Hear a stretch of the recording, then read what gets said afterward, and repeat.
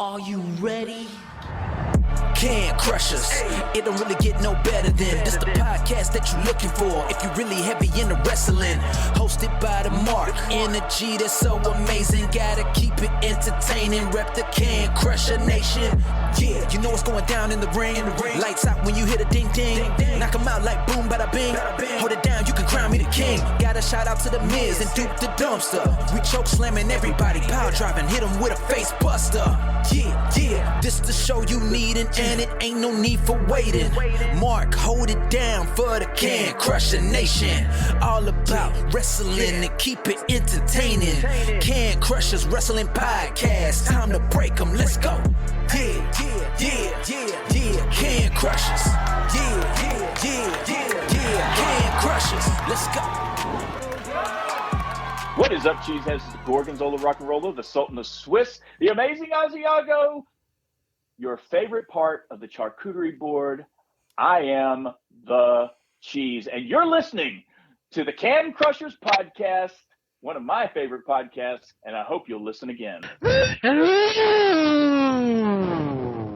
Well, heartfelt hello from Can Crushers Wrestling Podcast. That's Sir Michael Jenks.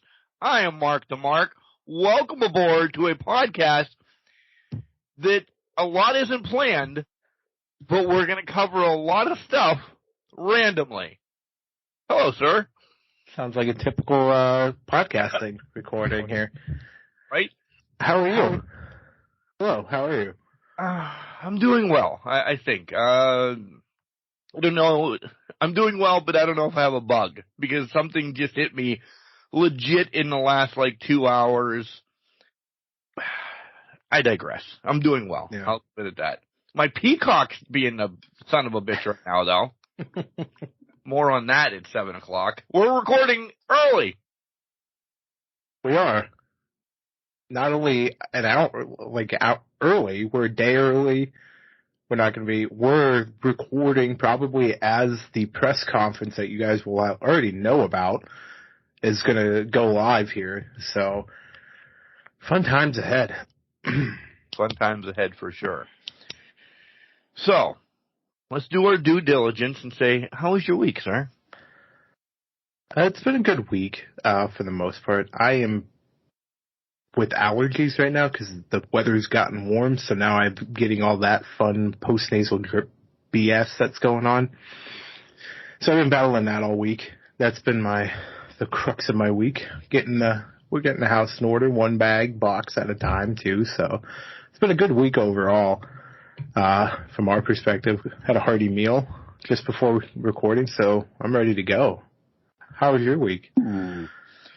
Work has been work, all of that fun stuff. A lot of basketball, a couple extra interviews scheduled for the week. Yeah, I actually had a hearty meal as well, minutes prior. We've been doing some pseudo running, some pseudo doing nothing, a little bit of everything on this Thursday that wasn't planned and now it's planned.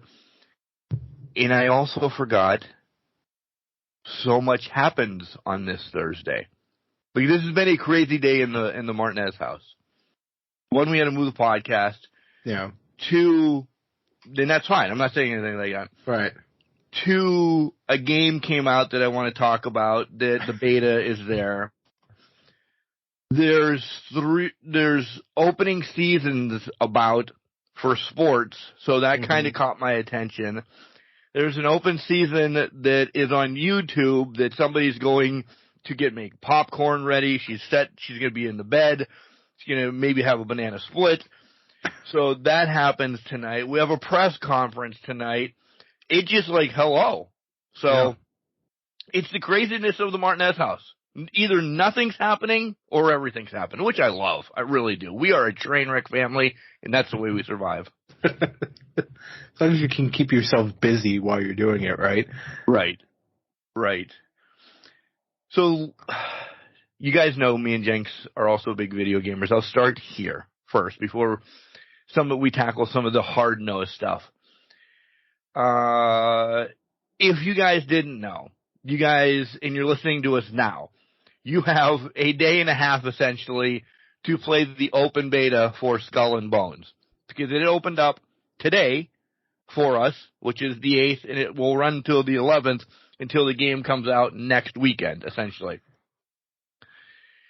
Well, Jenks said, hey, it's going to be a little bit before we get on, yada, yada, yada. My buddy texts me, hey, I downloaded this, holy crap. So all of a sudden I'm like, oh, God, I forgot about the open beta. So I download it real quick, and it instantly starts. And if you're waiting to play it, tune away for a little bit. But just keep us running, but just whatever. Just tune out.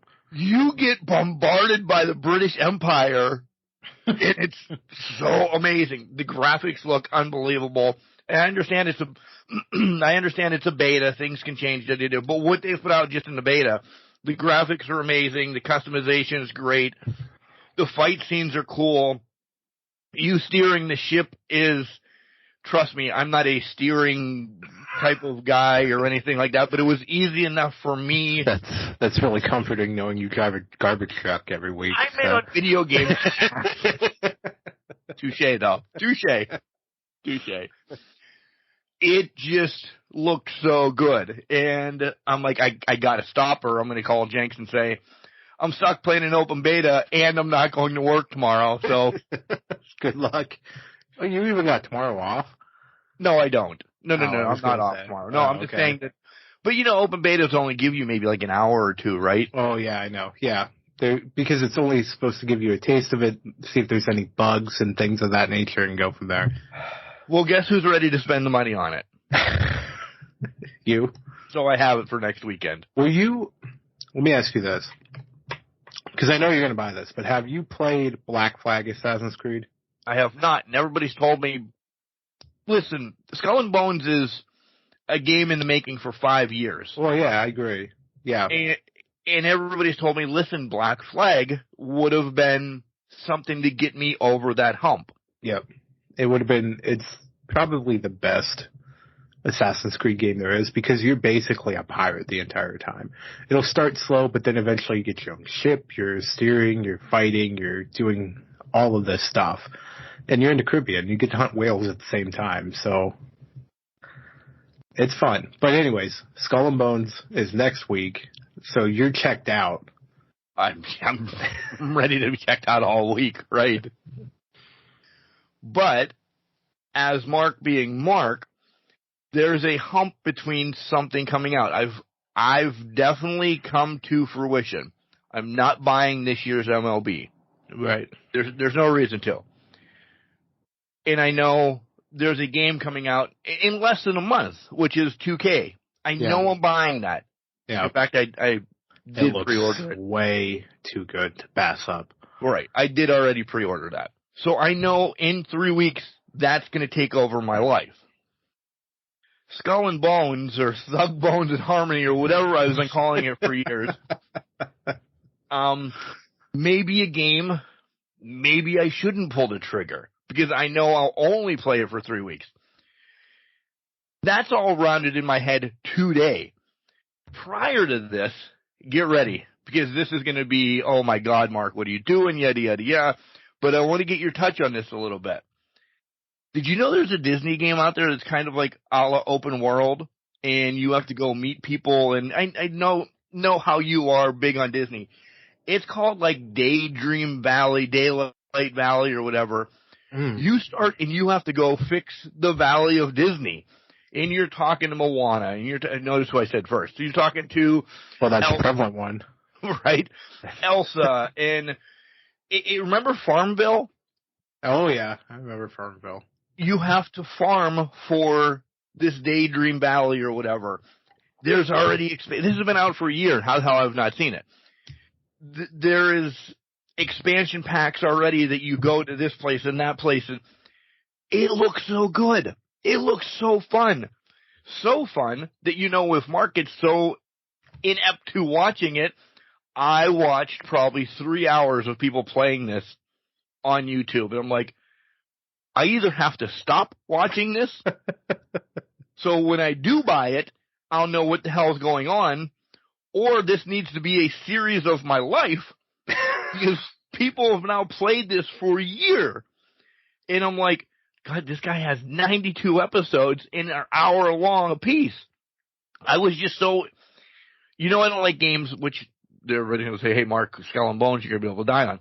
I'm not a big game where people can blow me away in a half a second because my attention span, I'll lose shit on that. Yeah. So Skull and Bones, you can play single. I don't need to be playing against people like you or Cody or somebody that's going to be good. But, yeah. Well, I'm not saying I'm going to be good. But you understand, the kids that are waiting on the 16th at midnight, skipping school, playing for the next year in their mom's basement. Yeah. I won't play online against them. So now I just have all this going through my head. Do I buy the Disney one? No, don't buy the Disney one. You've seen it on YouTube that there's 92 hours of stuff out there already. That's overlap wrestling. Trust me, because I know March 5th. I don't know where I just got this energy from, by the way. 5 minutes ago, I was dying on the couch. On March 5th, I know that day is dedicated to nothing but wrestling. Yeah. So this is a 3-week window that I have for either Disney or Skull and Bones, both which will probably be in my fucking shop by the time this podcast is over. I don't know. I think you're excited. Over 3 games that I'm really jonesing about. Yeah, with WWE 2K, first of all, I did buy Madden 24, so that's officially done. It's over with. It's set up. Playing the mechanics behind that, but Skull and Bones I've been toying with because I'm like, I don't know if I really want to buy that because it to me isn't going to be good. You're saying it is right now. The beta for 30 seconds of me playing it, I was like, Jesus Christ! The Disney game. You let me go on my rant, so go ahead. No, go for it. The Disney game, I didn't even know it existed, to be honest. So I'm like, well, now this is something to explore on my end. Do I want to play this? What do I do? And WWE 2K24 is just looks amazing. Yeah, it's done. It's over with. I've also, I think, made up my mind about the system that I want to get going forward because I'm going to go PlayStation again. And here's why. I've been hearing things that Xbox is going to go to an ecosystem more than a physical console because we talked about that massive mega meta console thing, the Megalodon console that Xbox would put out. Apparently they're not going to do that anymore. They're just going to go to an ecosystem, which I'm like, well, I get that move, but I'd rather get a physical console and play games on that. Yep. So it's one of those things where now the ducks are in alignment. Now I know, okay, this is what I want to do, X, Y, Z. When does it happen is basically the play at this point. But for me, it's always been, all right, hone my skills in Madden. We know NCAA is coming out. 2K has just blown me out of the water because of all the match types, the characters. It's going to be apparently 200 superstars and legends now. It's going to be fucking amazing. You're reliving WrestleMania. You're doing a whole bunch of shit with it. It's going to be without Brock Lesnar. Without Lesnar. Without any troublesome characters in there. So to me, it's going to be like, well, that's going to be a whole thing in its own right. March could be shot with that. Who knows? We'll have to see when we get there. But yeah, it's these games, man, they're stacking up and they're going to be pretty good. But Skull and Bones, you're saying it's good. I need to get a full report from you before I go down that road to buy it. Because my other thing is, do I buy it? And only up until next week, so it'll only be the beta report even on next week's show. Well, that's fair. But what I'm going to say is this: is when you do play it, let me know. But for me, it's, do I really want to buy something for 2 weeks that I know I'm going to probably hang up until I'm done with wrestling or done with Madden? Because I'm going to be playing Madden through the end of the year. We're going to be playing Madden here and there and all that because it's new, it's shiny and all that stuff. So it is what it is. You know what I mean? I get it. I really do. The Disney one, I think, is always that's going to be the one that's going to be put on the back burner, probably for me, because what I'm thinking is, listen, we're not Disney, and I'm going to say this wrong, and people are going to be like, we're not huge Disney people. I'm not going to go to Disneyland, Disney World dressed up as Goofy. I look that way anyway. Disappointing. But, yeah, I'm not going to be that full-on garb of Disney, but I do like games like that. And when Kelly and I get time, you know, that would be a fun game that we either can play together, you know, sit down and, oh my God, let's work through this puzzle together. Let's work through that puzzle together. And I was thinking the same thing with you. That's why I brought it up. I'm like, maybe that's a great game for the Jenks household. No. I don't know. I don't know how much she loves games as much as you do. Yeah. But I'm like, she does have a Switch, so it might be worthwhile to look at it and say, is this something we'd both play or one of us would play or what? Because I just looked it up while we were talking. It's a Sims game, essentially. Yeah. And I know you mentioned it was like Farmville and that. My mind went to, do you remember the ESPN college game that was on Facebook? That's where my mind went to because I love doing that. So if it's kind of similar to that. It more or less, yes. Yeah. You have to farm. You have to help the wizard Merlin like find stuff. You have to dig stuff up, and yes, the ESPN college one is exactly. It's more so than that. Yeah. So see, that's a whole other possibility. And when you're bringing in all these licensed characters, you're like, well, I want to play so I can meet fucking Stitch or some make him your gardener. Yeah, make him my gardener or my guard dog, one of the two. Who knows? But yeah. Huh? We're a year late on this one though, buddy. I didn't even know it was out there. I didn't. Listen, I watched some stupid stuff on YouTube, and it came up as a recommendations one time. I'm like, what is this? Yeah. 3 hours later, 3 episodes of this guy who's played 92 of them. I'm like, go to bed. 92 of them? 92 episodes on this game. About an hour apiece. Jesus. Good for him. I mean, good for him, yeah, but at the same time, Jesus. Yeah. Be in depth about it. And that's the way I watch stupid things to find out if I really like them. But then, like I said, I was 3 hours into the game with him. I'm like, should I buy this or should I just continue watching this guy, giving him 5 cents each hour that I'm watching him? Probably cheaper that way, right? Yeah. So those are my dilemmas of the week. Great dilemmas to have. Privilege. Yeah. Good first world problems to have. We do have another issue that when I wasn't doing anything and Around the Horn was on earlier this week, Tony Kornheiser and Mike Wilbon both brought up that the Big Ten and the SEC are putting allegations together to bail on the NCAA, possibly start their own. They've hated what they've done for years, yada, yada, yada. Look into this because I'm just giving you a sugar-coated, real quick version of it. But essentially, those two conferences are like, fuck the NCAA, we're out. Yeah. And that's what, 36 teams, 34, 36 teams, essentially? Yeah. That's just wild. Like, how do you... Other teams, Florida State... I'm going to say Pitt. Oh, you're grabbing Florida State, you're grabbing Oklahoma State, you're grabbing those teams that still had a rivalry. Yeah. Texas. Well, they already got Texas and Oklahoma coming to the SEC this year, so they've already got those locked in. So now you're looking at it from a perspective of, let's get the rivals, let's get the Florida States, let's get the Oklahoma States, let's get, whoever you can pull out of thin air and bring them over at this point. Because you already got the conferences in the West. Yeah. Yeah. So, but that's crazy to me, it's crazy to think you're going to only do this in football, make the separation, and expect to have a working relationship still for the rest of the sports. That to me is wild. Yeah. I don't know how they expect that to happen, but... You grab Notre Dame as the independent. Like I said, if they're trying to make 50, yeah.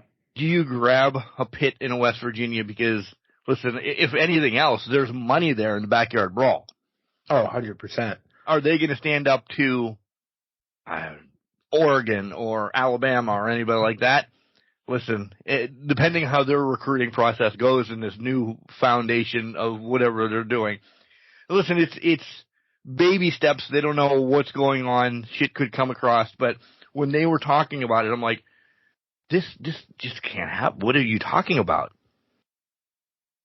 But if you're looking at this league and they're pulling every major good team out of the NCAA, even just for football, it's going to definitely be a blow to whatever NCAA is trying to put out there. Listen, everybody knows that football, and I hate it to say this, but football pays for softball, pays for baseball, pays for maybe some wrestling across the board for all these schools and universities. I wouldn't worry about like the TV deals or anything because they'd get those. Just because, 100%. We have Alabama, Penn State, Oregon. Okay, we're good. You do whatever you want. Here's your money. NCAA loses that now. What are we looking at for the Sun Belt? Because, right? Sun Belt, your max, your groups of your non-group of 5 basically teams, which that's basically the crux of it. I'm looking at the ESPN article that they have out here of this. Big Ten and SEC are tired of carrying the weights of the Eastern Michigans and the Florida Internationals and dragging them through. Like, they don't want that to drag them down. And I think, I'm going to speak straight from the hip here, the whole Harbaugh situation last year, I think sparked this. They knew coming in they would have the crux of the teams, and they probably recruited the Oregons, the Washingtons, the UCLAs, the USCs, Texas, Oklahomas, knowing they were going to do this. But when everything happened with Harbaugh, there was so much disdain from the Big Ten side of things with the NCAA that I think it was just so much headbutting going on, and they know that Harbaugh, the Michigan's going to get hit with it.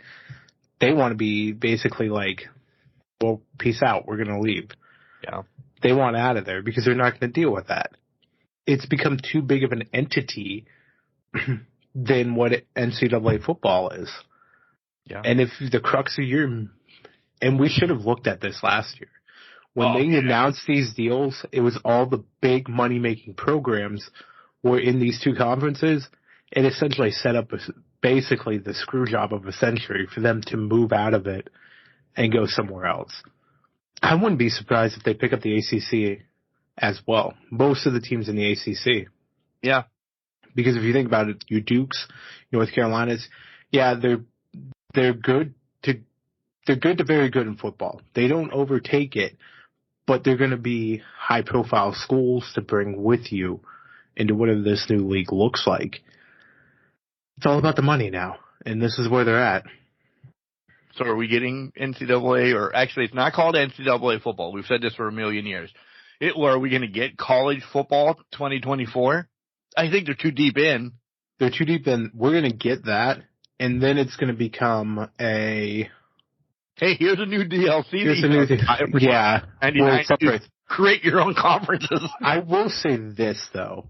My guess is they're going to create their own entity, but there's going to be a working deal because the NCAAs would be crippled by this, so they have to make a working deal with whatever this conglomerate ends up being. And then that's how NCAA kind of survives a little bit until maybe basketball season where... Listen, March Madness is the greatest thing in March, right?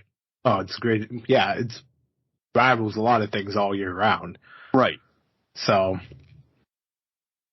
Sticking and staying on NCAA, essentially. Do you know what started today as recording? What's that? NCAA softball. Oh, it's already started. Got home at 1 o'clock, and I put on Tennessee against, I don't remember who. It was over in 5 innings, 13-0. Moved on to ESPN Plus to watch another game that was UTSA. Okay. San Antonio, Texas. Yeah. against, I don't know. Nonetheless, I've watched in the mix of things on phone, this, that, and the other thing, driving illegally, getting my softball fix. I've been watching softball already today. I'm really jonesed about that. Pitt doesn't play televised until Saturday, so that takes up a little bit of my time on Saturday to watch Pitt. Not that they're a juggernaut, but I want to support them. I want to watch Nebraska because my girl Jordy Ball is there. Yeah. I'm in the mood. Things have really clicked. It's springtime, baby. And then, as recording again, Banana Ball starts tonight. So that's why the wife's got popcorn and the banana split and everything upstairs, ready to watch her boys and Ryan Cox go crazy on the field. They've added a new team this year, the Firemen, so there's 3 teams. It's getting to be a great time of the year. The sun was out. It's getting to be about 50 degrees during the day. It's getting nice out. This where all this shit's coming from in my head. But I was just thinking about that. Spring training's around the corner. It's about that time. And I was like, where's my baseball leagues at for fantasy, too? I've already started inquiring, asking you're deep into it already. Well, I'm asking the commissioners of these leagues. I'm like, where's the leagues? We got to go hard. What's going on here? They're like, well, we haven't seen anything yet. I'm like, bullshit. I've seen these stood up this early before. Let's go. Yeah. So trying to get them all up and running here. I'm ready. I'm ready for the baseball season. I think I'm going to join one baseball league this year. I haven't been in one for a while because it's craziness. I have to. Oh, it's so much. I have to do everything at 3:00 in the morning. Yeah. Especially for like noon games, this, that, and the other thing, to kind of figure that out. But at one point in my life, and I think clearly when we were in Seawolf City, I think I was in a 10 in 1 year. Like just randoms. Yeah. I think we had one. We did. But then, let's join this league because it's for the Tigers. Let's join this league because you like the color orange. It's too much then. Because then you're like, I have pitchers pitching against people. I know it's not the same league, but I'm like, you forget who's where. Yep. So it's one league this year. Okay. One league, and go, unless we can get one together, grab some peeps. We could. I mean, I have 2 to 3 leagues, I think, because I have 2 pay leagues, and then I think I just have a third random one that I'm just in that's kind of like, okay, this is my experiment league. What can I put together? And last year dominated until August, whenever Shohei went down, because I had Shohei the pitcher and the batter on the team, and then it was looking good, and then all of a sudden, well, obviously things hit the fan, went down pretty good. But yeah, it is a tough balance. I'm essentially the same way. I have to go look at my phone when I wake up, set the lineup. Then during the day, I'm seeing trends happen, people adding, dropping, and then it's like, why the fuck did they pick him up? And then it's right before the night games, you're like, well, maybe I need this, and this to kind of get things rolling. So it's a commitment for 8-10 months, basically. But it keeps you well knowledge of everybody then. You're not just worried about your Rays. You're worried about my Tigers as well. In Seattle, the plays when we're both in bed. That's exactly it. That's what I love about the fantasy baseball aspect of it is you get in deeper. And that's the same with any fantasy sport. You get in deeper to the sport because you're not only focused on that one singular team, you're taking it to the next level. You're worrying about stats. You're being a nerd about what's going on around you. It pulls it out big time. Yeah. We didn't say anything about wrestling yet, by the way. What's wrestling? Yeah. So we're minutes away from essentially the press conference starting. Mm-hmm. So we're not going to give you that in the opening segment. Just to spoil when are these 2 idiots going to talk about The Rock and Cody? Not yet. Nope. Not yet. Not yet. Well, we'll see, because I don't even know if the press conference will get to that point before we even get to Rock and Cody. Rock's already been talking his mad shit on Pat McAfee today, or yesterday, whenever that aired. So 2003 Rock is back. I'm loving every minute of this now. Cody Crybabies are out in full force, apparently. We'll get there. We're going to get there. Let's start on one of the other things, though, that grinds both of our gears. Earlier this week, post came up, TNA replaces. I'm like, what? Scott D'Amore as president with Anthony Cicerone? Yeah. Cicerone. Him. What? And I hope that bellowed in your ears. This son of a bitch, and I mean it out of love for D'Amore, has blood, sweat, tears, graves, everything you can for impact to TNA. Unless, and I always throw this caveat, in a couple of weeks we get he killed his mother or something stupid like that. God forbid if that's it. Jesus, I'm sorry I predicted that. Unless we get something like that, an allegation, as I do air quotes, why? We haven't heard anything why yet. I've heard some rumors trickle out. The two rumors right now that I've heard is, one, he was trying to buy TNA at one point.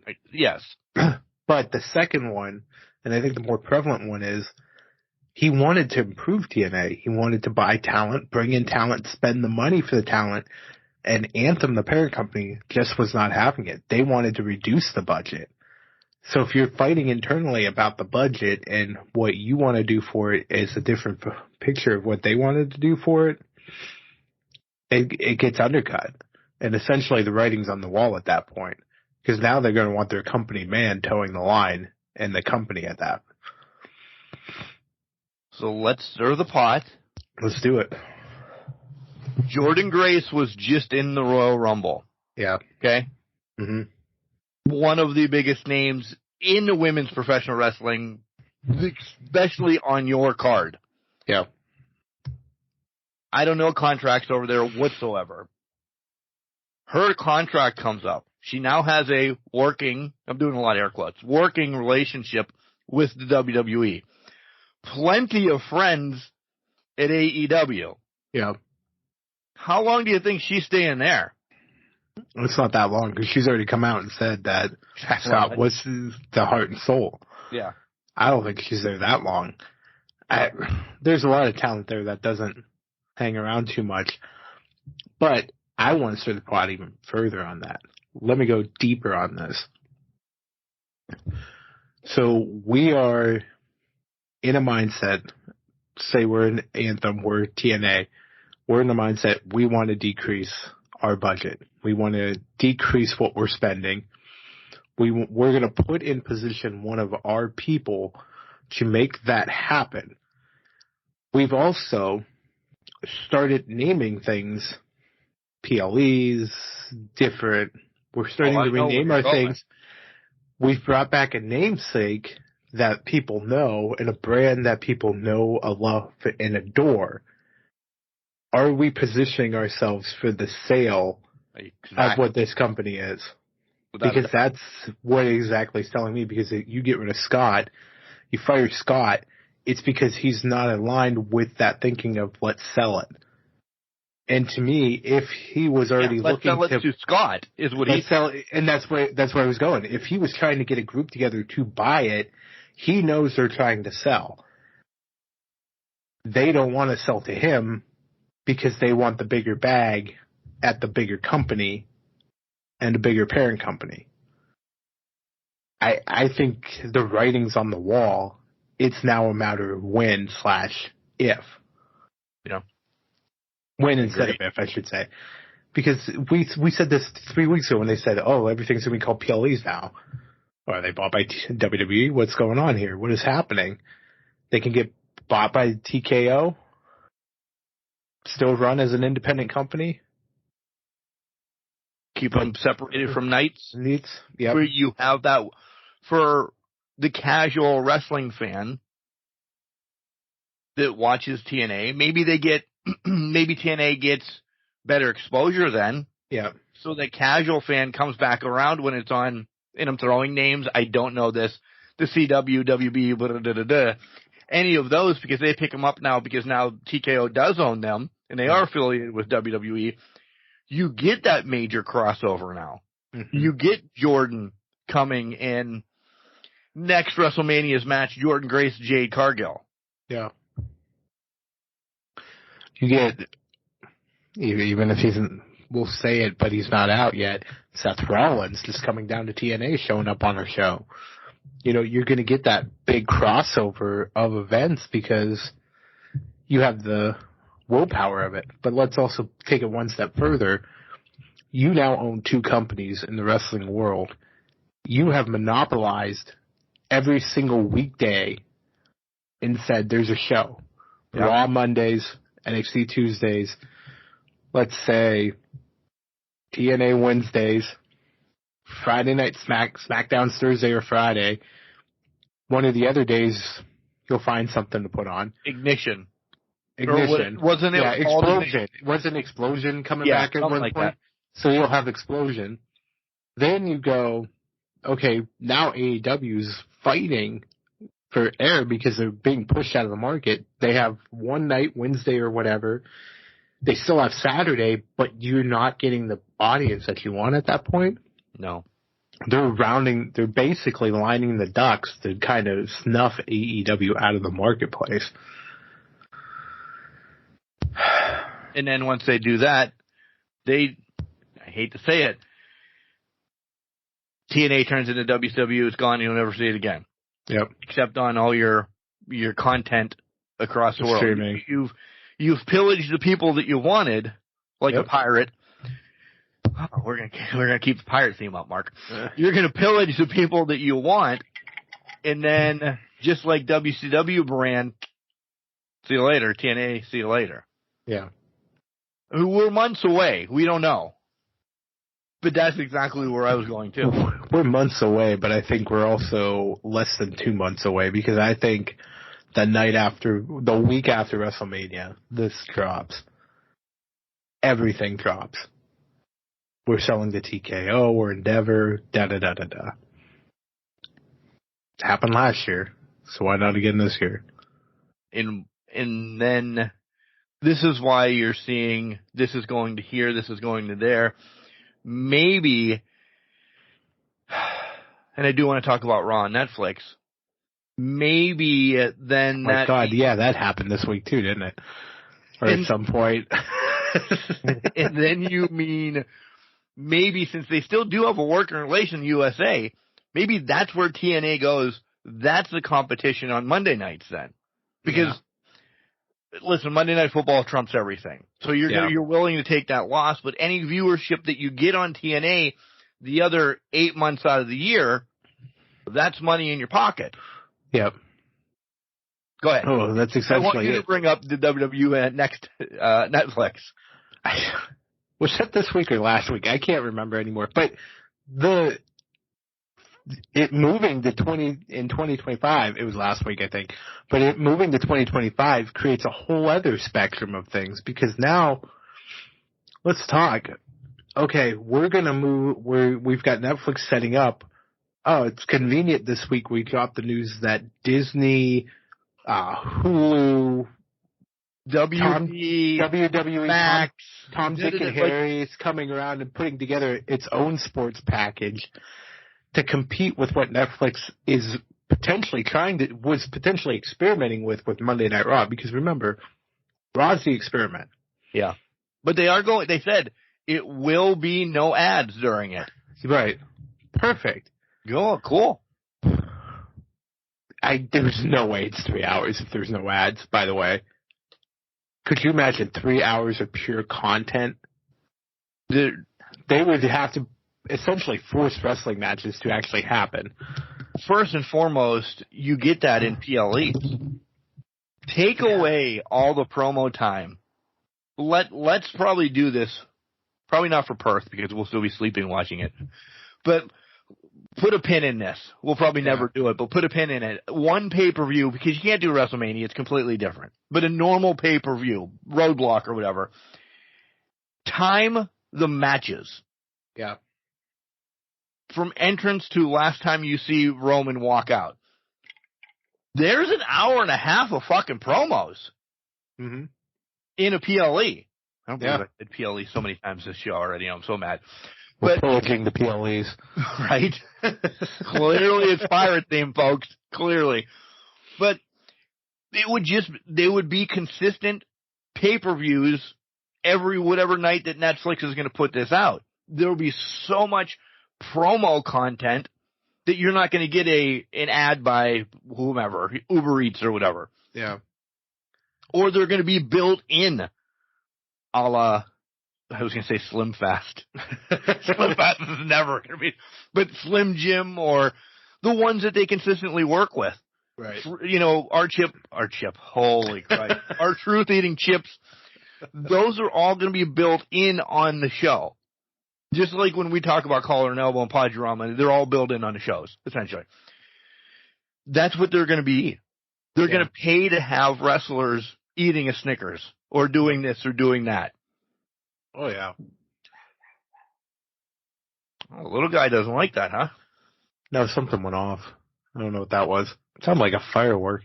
But no, you're 100% accurate.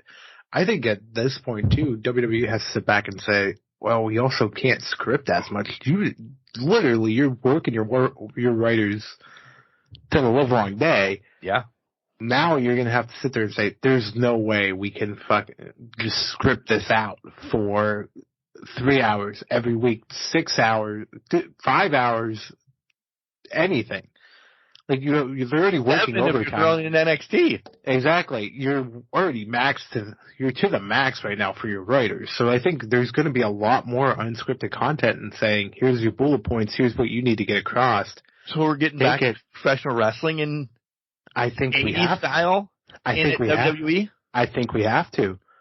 Netflix opens up the possibilities for them to walk out and do whatever the hell they want on the show. Literally. Yeah. They can throw an MA rating on it and say, okay, there you go. Does it bring back a taste of the Attitude Era? Since it's going there. A taste/hint, because it's not going to go full. Oh, no.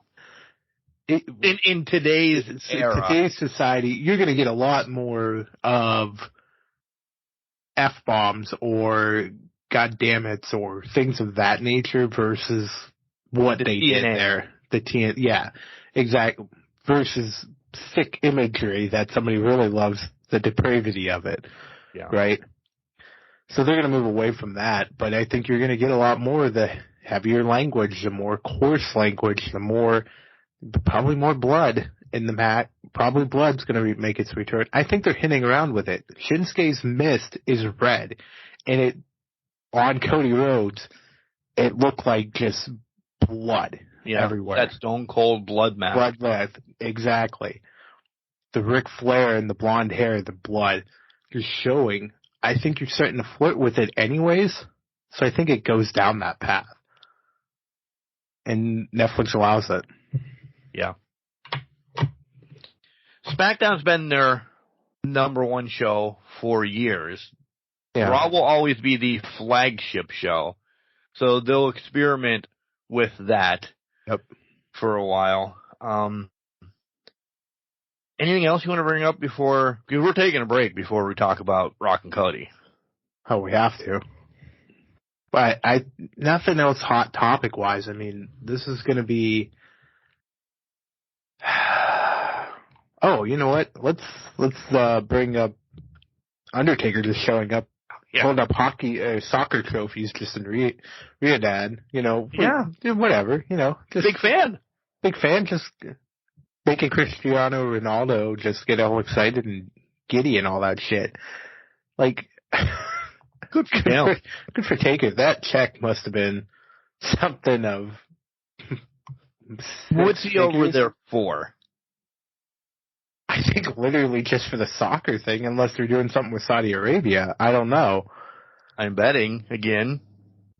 Maybe. I mean, I don't know.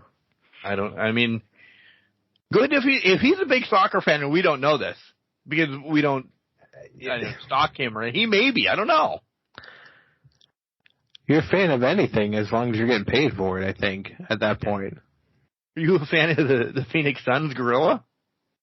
No, he's no-selling moves. I saw that pop up, and I'm like, oh, my God.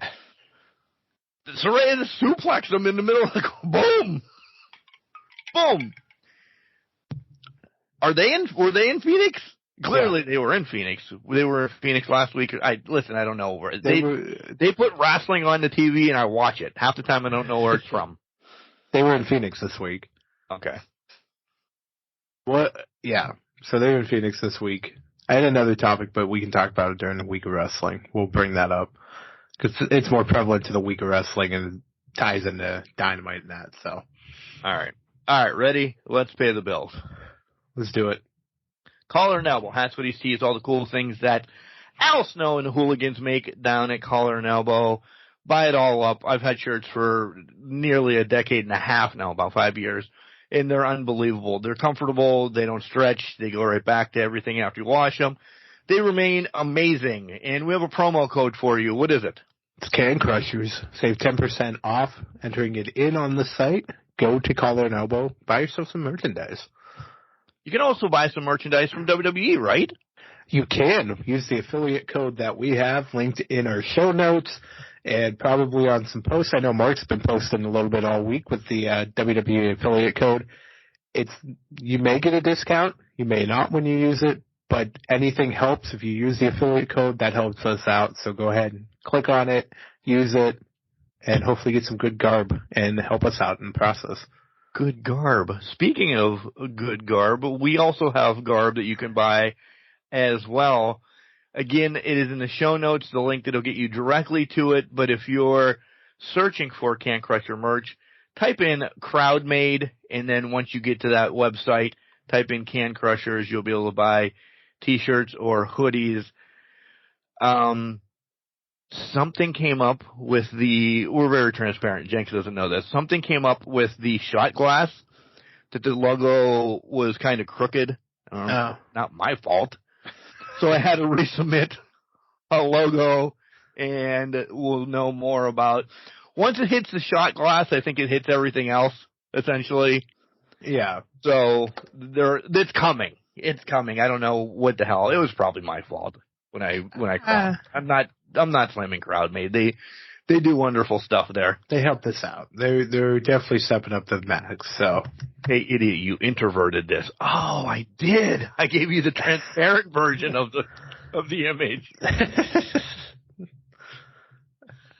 Just to let you guys know, I have been. Maybe it kicked in. That's why it kicked in. I haven't done any since this morning, but Dubby has been amazing for me. I wake up in the morning, I do one of the Beach and Peach, and it's starting, by the way. Yeah. I do one of the Beach and Peach, and I am set for the day, guys. No calories, no crash, no artificial flavors. This energy drink, it keeps your attention, it keeps you going, it doesn't give you the jitters. It's really cool. So check it out, DUBBY, search up that, and then we have a promo code, again, for it that saves you 10%. God bless you. It's Can Crushers. That was his throw, but God forbid he had a sneeze. This is shit. That's in my throat. Oh, God damn it. Anyways, and you guys know that you can listen to us anywhere podcasts are. I'll do this one real quick. Yeah. Check out Podurama right now, 50% off if you use Podurama. And it's a seamless app that gives you every podcast out there. And you can listen to it from phone to laptop to computer, wherever your listening holes want to be. Podurama's there. Like I said, I have been using it for my podcast listening right now, and I really do like it. So download the app. If you sign up right now, you get 50% off a lifetime membership. Our socials, Facebook, Instagram, X, Threads. We're there. Join the conversations. or send us an email if you'd like to be on a spotlight, like everybody in Oklahoma is being this month, at cancrusher69@gmail.com. Or if you have questions for us or just want to call and say, hey, you guys are doing pretty awesome, here's the phone number. 814-299-6687. 3 minutes in length. Not 14 messages in a row, but because we know you don't have time for that. So go ahead and call us. Questions, comments. I'm an idiot. Whatever you want to say into it. Just, concerns, grievances that you may have against this podcast. You may drop there. Oh, man. We've never opened it up to grievances before. Let's open it up to grievances. Maybe we should have did a Festivus episode and opened it up for grievances. Should have. I don't know why we're watching little kids playing with Tonka toys and eating yogurt right now on the press conference, but I'm on WrestleMania 40-year thing package right now, so one of us is off. One of us is ahead of the other one, I think. Okay, so we have to watch our P's and Q's about announcing stuff to each other. There's it's just a video package, so. It is. All right, we'll be back. We're going to talk press conference, The Rock and Cody, and a lot more as we come around to this on Can Crushers. Wrestling. A love and a passion we all share. I've started a wrestling brand. The wrestling brand. A brand founded on the aspects of wrestling. Two entities working together to create a product that connect emotionally for people everywhere. Collar and Elbow is the brand. Passion and love for wrestling is the drive. I am Al Snow, and this is Collar and Elbow, the wrestling brand. Hey guys, it is the Spark, Jada Stone, and you already know they call me the Spark, but you can be the Spark as well if you tune into Can Crusher podcast, because they're amazing over there. So be the Spark with me and tune in. Welcome back to Can Crushers Wrestling Podcast, folks. We're going to be in and out of consciousness as you're getting the real-time, what are we going to call this, reactions to the press conference as we're going on Saturday, as we watch it on Thursday, just to let you know. Yeah. Or the first immediate reaction is, Punk doesn't look like himself. He's stand up here. He looks like a fucking game show host or something. Right? Also, I do believe, but they jam-packed an arena for this tonight. I can't believe that. This was a power trip. It's also free, by the way. It was free. That's fair. It's free. This was a show-up AEW and saying, we just have to talk for 2 hours and we can pack a building. You wrestle and you can't even pack a building for 2 hours. But they've also pulled it off where the Super Bowl is at. How many people are now there? That's a good point. For the Super Bowl, too. See, I was wondering why they did Vegas. It never clicked because the Super Bowl's there. People are already in there Thursday night, probably looking for something to do, because really nothing starts until Friday, Saturday. You have an NFL Honors thing. Yeah. And then it goes into the Super Bowl on Sunday. So that's actually a good point. People are already there. So they're like, hey, let's go to the wrestling thing and watch The Rock and Roman go at it. Yeah, let's have fun with this. Yeah, it's free. Let's go in there. I would. I would too, 100% if I was there. By the way, I read an article, jump over the Super Bowl real quick. You know, if you go all out for the Super Bowl, and we're going to go, me and you are going, okay? Yeah. Me and you are going to the Super Bowl, we're going all out. Guess what the cost is for great seats, a good hotel. I'm not including airfare. Airfare? We got a private jet with, woo! Top of the line stuff across the board. How much is it costing us? In total. In total. $20,000. 70,000. You aren't even going for the low end. It's $30,000 for like seats in Erie and Ridgeway. Are you serious? Average seat right now, what I saw, and again, half ESPN, half Bleacher Report, so notable people. I wasn't doing the research, but Right. so I kind of figured it out. It's $5,000 just to get in there. Just I knew it was for there. expensive. Yeah. So you're $20,000.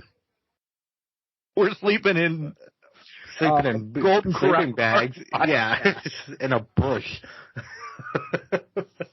If you go apeshit crazy and spend everything, $70,000 for me and you to go, and no. I don't care if it's the Steelers against the Buccaneers. I wouldn't do that. Listen. Win the lottery. I got money to spend. I would not spend my hard-earned money on a Super Bowl ticket. But I watch from home, eat some buffalo chicken dip. Right. They're not selling that at Super Bowls, by the way. They are not. This is a whole discussion on WrestleMania when we were thinking about going. We were like, it's in Philly, it's close, da-da-da-da-da, but then it's like, it's April, it could be shit weather out. It could raining. Freezing rain. Knowing our luck, it'd be snowing at that point in time in Philadelphia, and we'd only get nosebleed section in New Jersey, basically. So it was like, why even go and do that? Even the Rock and Roman is not enough to get me there. No. So many things in the last 5 to 10 years have been erased from my bucket list. Yeah.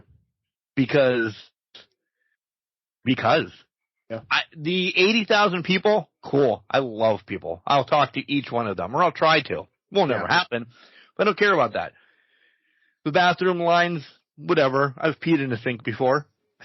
It really is down to brass tacks of money and what the value is of it and how much I don't have and what I value it as, because I'm paying, rounding, $10 a month to watch my pay-per-views, premium live events.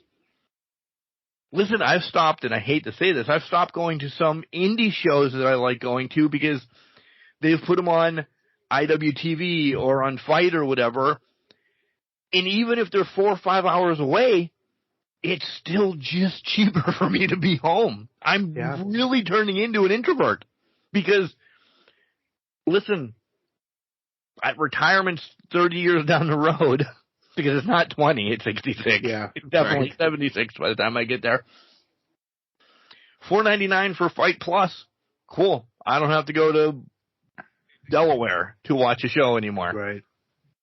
You have it easily accessible. Why do it? 3 years ago, one of my things to do before I was 40, go to the Big Four. You know how many SummerSlam and WrestleMania have been within a 4 to 6 hour window when WrestleMania 40 ends of me in 1 year. Could have knocked 2 out of the ballpark and been fine. But over those past couple of years, to your point, it's why spend that money? I can spend my money on other things. I can, dedicate video games, beer, streaming services, spending on Kimberly. I can spend money on people that I love or do something fun and exciting in the vicinity of my home where I can kick up my feet, relax with Bailey, who's in a new sweater tonight, and, all these people I want to be around. And we can still chat back and forth. WrestleMania, let's be honest, you're paying for the experience, not the show, because the show you're barely going to be able to see. Right. You're going to watch the same show on the Jumbotron there that you can watch on your Barca Lounger at home. Exactly. And you can have comfier seats at home. Spread out. No lines. Buffalo chicken dip. Buffalo chicken dip.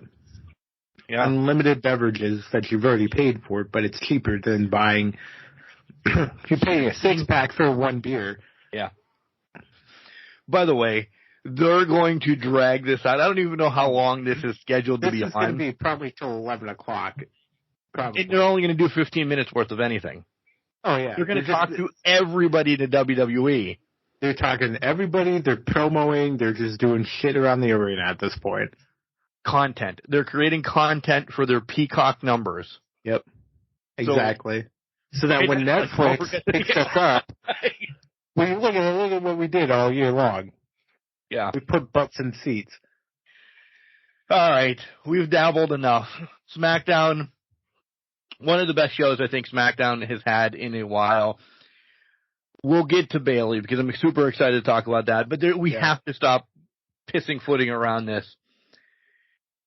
Cody comes out, and we're not doing it in order. Cody comes out at the end of the show and just says, hey, I've talked to counsel, this, that, the other thing. I don't need to do it at WrestleMania. I don't need to do it here. I can do it before WrestleMania. I can do it after WrestleMania. I can do it whenever.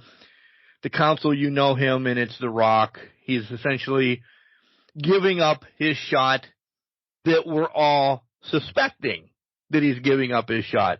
Because there's a fucking decision to be made on this thing that we're watching as we're recording yet. Yeah. What did you think of that before we get into the meat and potatoes of this conversation? Because fickle, and I'll leave it at that.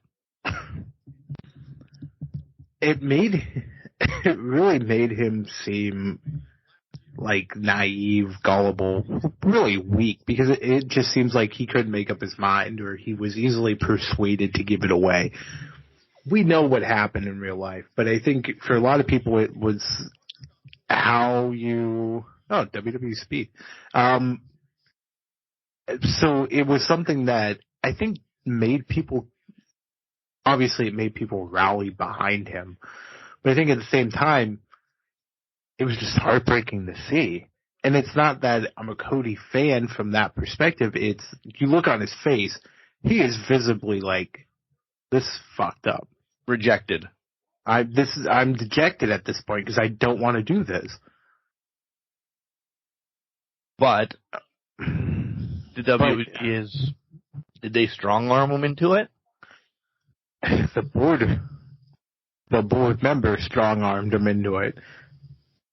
When all you hear is Trips is apparently not in the know, and this is all Dwayne's doing, it's pushing it to there was no choice. Yeah. And now that makes me think, oh, this was one of his conditions for becoming a board member. I want the Mania match against Roman. We need to have this happen. But it doesn't mean, well, if you like theories, maybe it's not this year. Maybe it's next year. Da-da-da-da-da. It's definitely this year, but, people like to think, and which is a dangerous thing in its own right.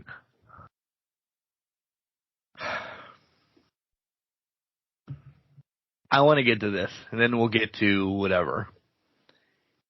If Cody did give it up, and whatever we're going to find out here in a little bit, and yada, yada, yada, I have to get this off this has been on my mind since Saturday. Why are there death threats going out to Rock's daughters? Fuckers, and I mean that to all of you, if you're part of this movement or whatever. Either we want Cody, we want The Rock, whatever. This is wrestling. Yeah. This is wrestling. Sit back and enjoy it. We think we know sometimes. We don't know shit. I just get so angry over it because, all right, so this probably wasn't in the realm. I'm going to stir the pot. This wasn't in the realm for it this year. Yeah. Seth injury, maybe have to spin. CM Punk injury, really have to spin, yada, yada, yada.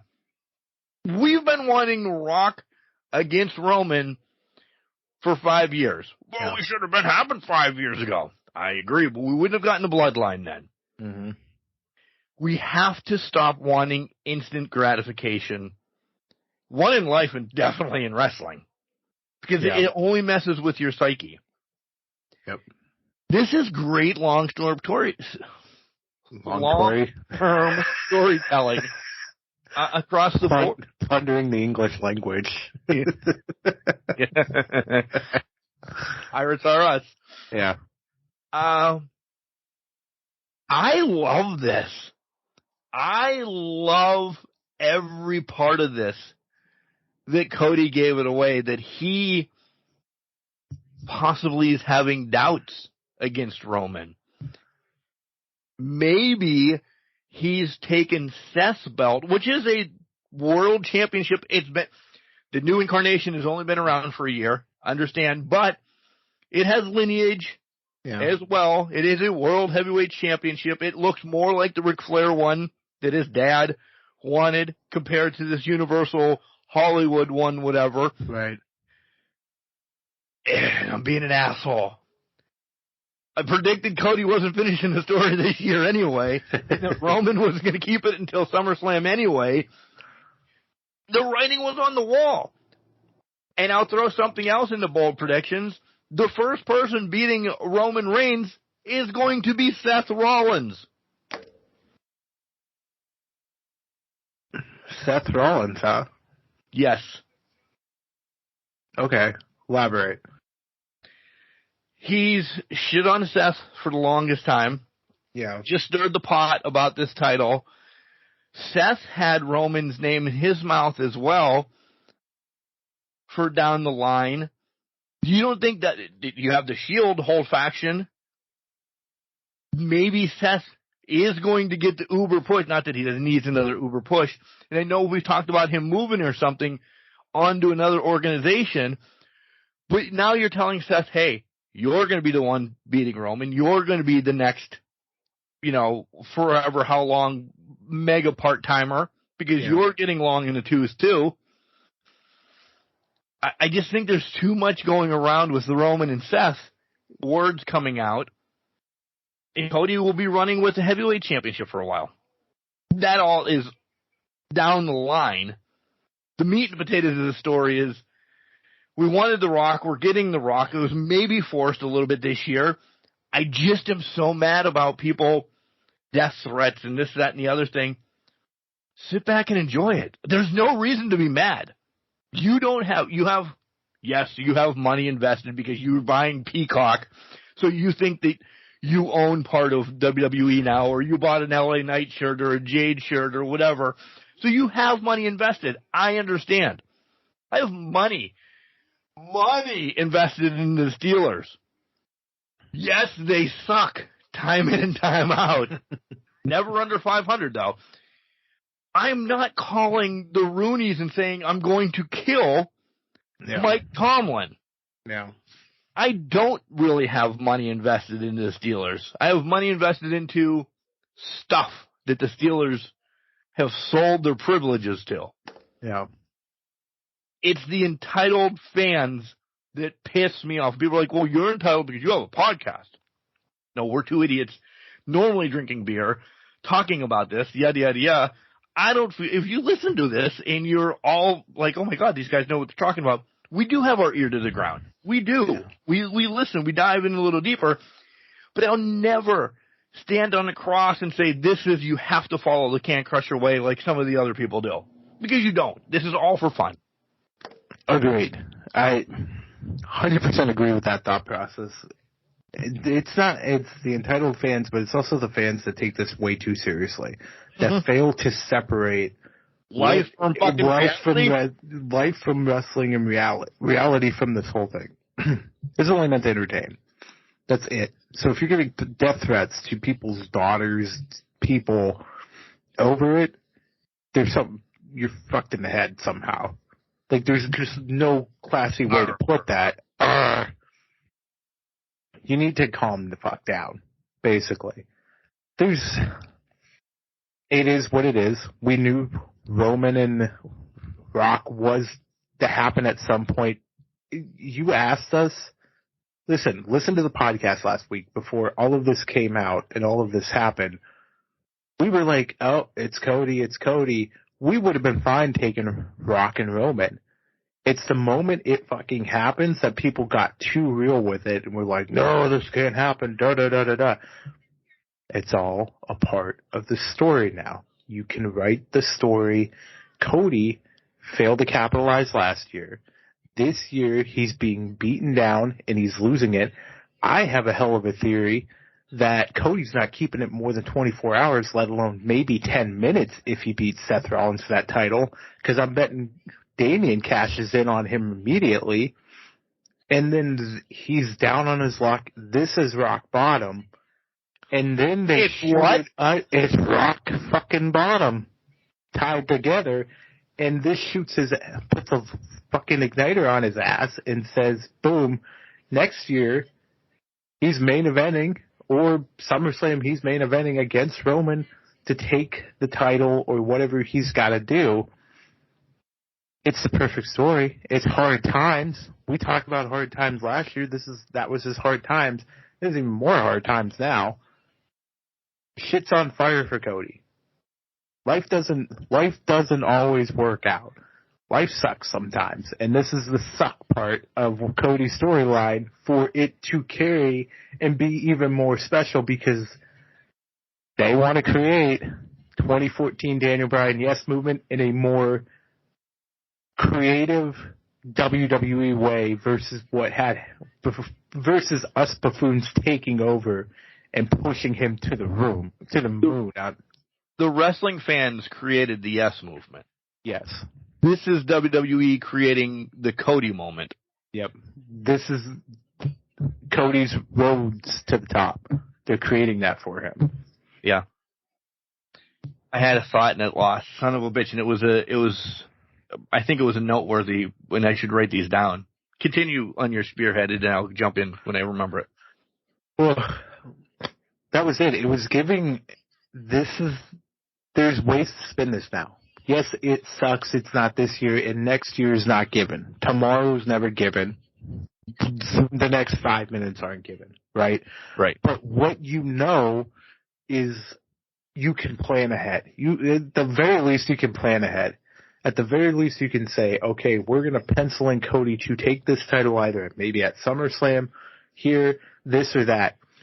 There's probably reasons they haven't announced where SummerSlam is or where WrestleMania 41 is. Because if they do, I think they hinted to WrestleMania 41, but they haven't officially announced it. Right. If there's strong enough ties that could make it an even bigger moment for Cody, they're going to do it. And it's going to be in a stadium. It's going to be in a stadium full of people. Got it. Listen, people still like Roman. And I know we're kind of shitting on The Rock. Like, we're not, but people are shitting on The Rock a little bit. People still like Roman. You still have the people, myself, me and Max are still followers. You like Roman. But you need to make this when Cody does get it. And I know I just said it's going to be Seth stirring the pot. Yeah. That it literally blows the top off of wherever they are. You need the people, and it's coming, because everybody's now remembering that Roman's never won clean. He's always had the family, yada, yada, yada. But there's people that are always still like, you need to get the masses to get that white heat. And I don't want people doing this. Jesus, God, Mark, don't say it, but you got to have people spitting on Roman when he walks out, throwing stuff. And I know I'm not condoning this, and I don't ever want to see it happen, because you're just paying top dollar to get thrown out then. Don't. If it's a plant or whatever, WWE they won't do this because other idiots will start on board throwing, and there'll be a whole Ron Artest moment involved in there. The Malice at the Palace. Go look that up, kids. It was an unbelievable fight. But that's what you need. You need everybody to despise Roman. You need to get to me. You need to get to Jenks. You need to get to Max. So we are burning our Roman stuff, a la LeBron going to Miami for the first time. That's the shit that you need. It's not there yet. Yeah, you need ECW John Cena heat. At this point, That's where you need this to be for Cody to become the face. He's still not the face of WWE. I don't care what anybody says. He's not. No. Punk has taken a little bit of it from him with the return, yada, yada, yada. Punk's not the face either, but I'm saying, you need this to be epic. But why not at WrestleMania 40, Mark? Shit happened. Shit just happened, and you have to change it. You're right, it is on hard times. You see that big build for him. Oh, my God. First person to win 2 Royal Rumbles in 30 years, bro. That's awesome. Cool. Yeah. That's great.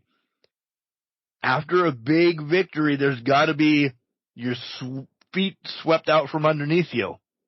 You have to walk the plank, essentially. You have to. You need the ego check. This is it. Yeah.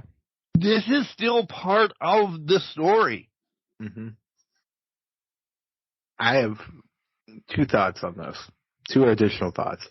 The first, okay, they haven't announced anywhere. Maybe SummerSlam's in Atlanta at the Mercedes-Benz Stadium. Imagine that. Fucking Daly's place.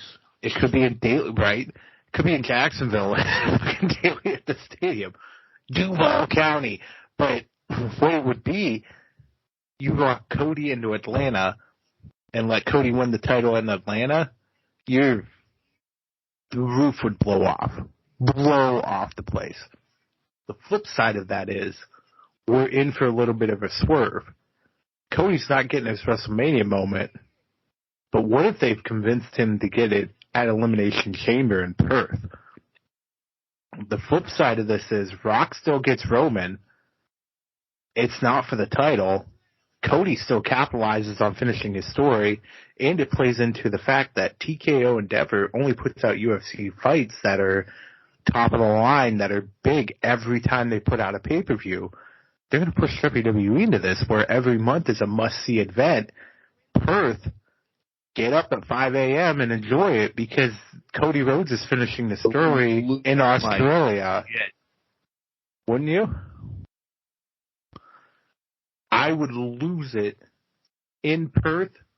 Happy birthday to me, because that would be a fantastic way to do that. You can't go back to sleep then, as we planned. I was going to be honest. I was going to be up. Filter.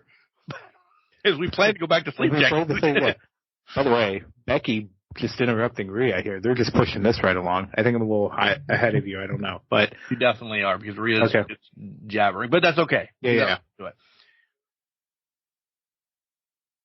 Yeah, that just... Listen, she didn't win her shot at Elimination Chamber yet. No, she didn't. She's just... They're just taunting things now. But anyways, back to the Cody Rhodes thing. They really are. Anyways, Cody Rhodes thing.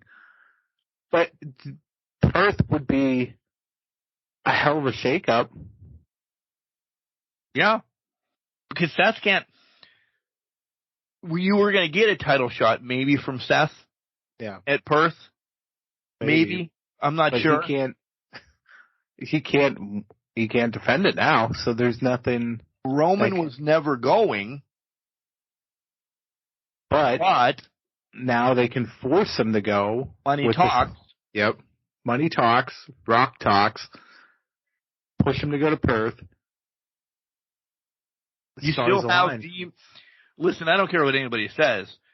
The Sunday night match, the last match Sunday night, will always be dubbed the main event of WrestleMania. I know you get 2, one on Saturday night and one on Sunday, but the last match of WrestleMania weekend will be Rock Roman. Yep. Without a doubt. That can't be first night. I would be alright with it if it was first night, but because that gets everything going. Right. It can't be second night. Mm-mm. So it can't even be last first night. No. And it's the last thing. No. Said it is the last thing that happens on WrestleMania weekend. Yeah. I just round this up and we'll move on to some other talk, essentially. Just don't be that fan. Realize Captain America is not a real person. Root or whatever isn't a real person. All the way back to He-Man is not a real person. This is entertainment.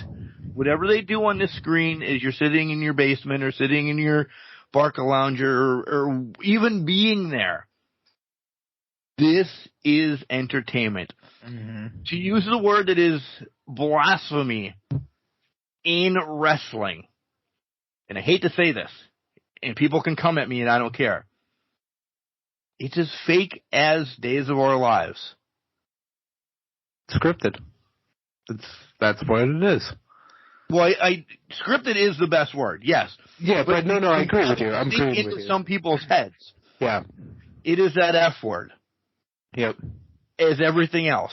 It is entertainment with a shit ton of combat and sports linked around it. Mm-hmm. Calm your asses down. What the Rock's daughter had to go through this week, you're mutants. Yeah. 100%. Nobody should be treating people like that. Never. Let's get to the other announcement, though, that we both were texting each other, losing our shit over. Bayley comes out, stirs the pot, gets jumped, knew to have a lead pipe in the ring, and we're excited. Her and Io going at it at Mania. I love the twist that it did happen that fast, and they didn't drag this out then. Yep. We were on the fence, like, how long is it going to be? It's got to be for Elimination Chamber, yada, yada, yada. Yep. They pulled it. They pulled the trigger right away. They did the Batista storyline, essentially. Bayley heard them, did the triple Japanese. I understand what you're saying. And then it became what it was. It was perfectly done. And Dakota was removed from the situation, so it seems like Bayley might still have an ally, or she can play both sides of this still. I like that little twist because this leads it even further into WrestleMania season of maybe she has the ally, maybe she doesn't, we don't know yet. Because they've proven that when we think we know what they're going to do, they don't do it. Carpet right out. Exactly. So what do you think Dakota's part in this is? I'm sticking with my gut. She was the original ringleader of this group. Yep. She just laid the plans out for them. Exactly. So she is Bayley's ultimate conspirator against her.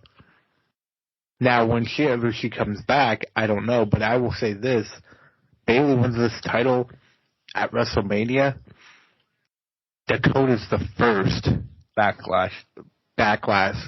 Dakota is the first one in her face for the title. Yep.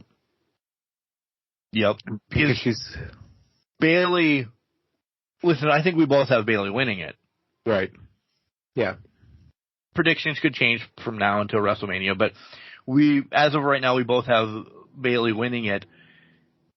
That's when Dakota makes the return to jump her at the end. Yeah.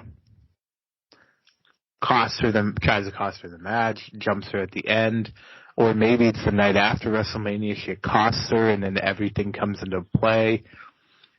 There's so many possibilities with where this could go. I truly think Dakota is ready to go in the ring. It's just now a matter of executing upon the plan. Yeah. I completely agree.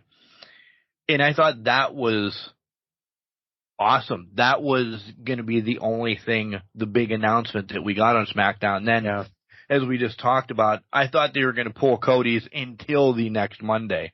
Yeah. I didn't think The Rock was going to be in Birmingham, Alabama. No, I didn't think so either. Who would have thought? Right? Does he have ties? I'm being dead serious. I mean, I don't think he does. We're getting back to the point where now they're showing up wherever they want them to show up. Yeah. Before it was, oh, hey, since we're in San Diego, can you come down for 2 hours and show up? Or if we're in Tampa and it's Hogan, can you come down? Can you just show up in Tampa? This is now anywhere they go, people are trying to show up. Exactly. The TKO money is paying for people to get to where they need them to get to. So when they come back around to Erie, we need to be there. Potentially, exactly. We might get who knows, Stone Cold at that point. Maybe we get a Seth Rollins. Who knows? KO in theory was okay. Essentially, we can just we talked main stuff. What else did you like WWE this week? We'll put it that way. WWE this week, just across the board. Yeah, because I'm going to ask. Okay, what did you think about Jay being what seemingly is the number one contender now to Gunther? It's forced fast.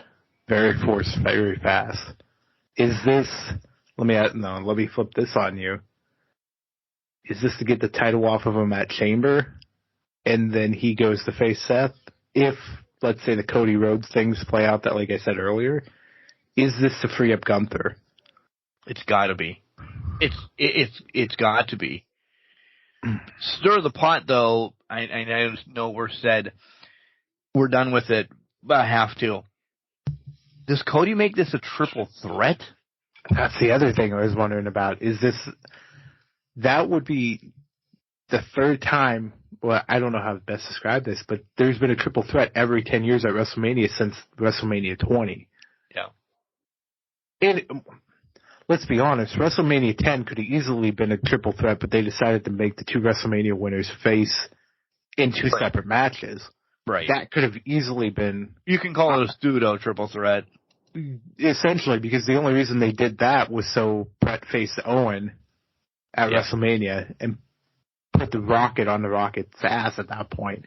But every 10 years, there's been a triple threat. Rock, Cody, and Roman?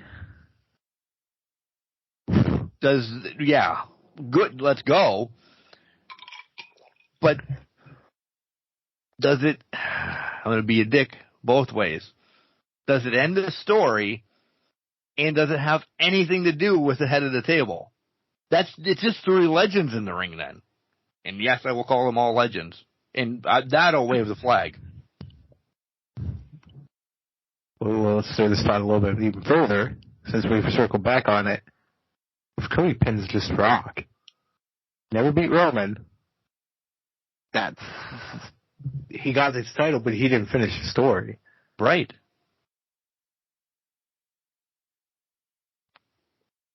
Vice versa. Rock pins Cody.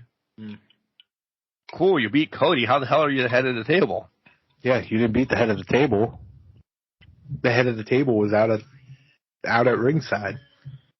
And if it's for the title, and it becomes a triple threat, to continue to stir this, there's no possible way The Rock's winning this. No.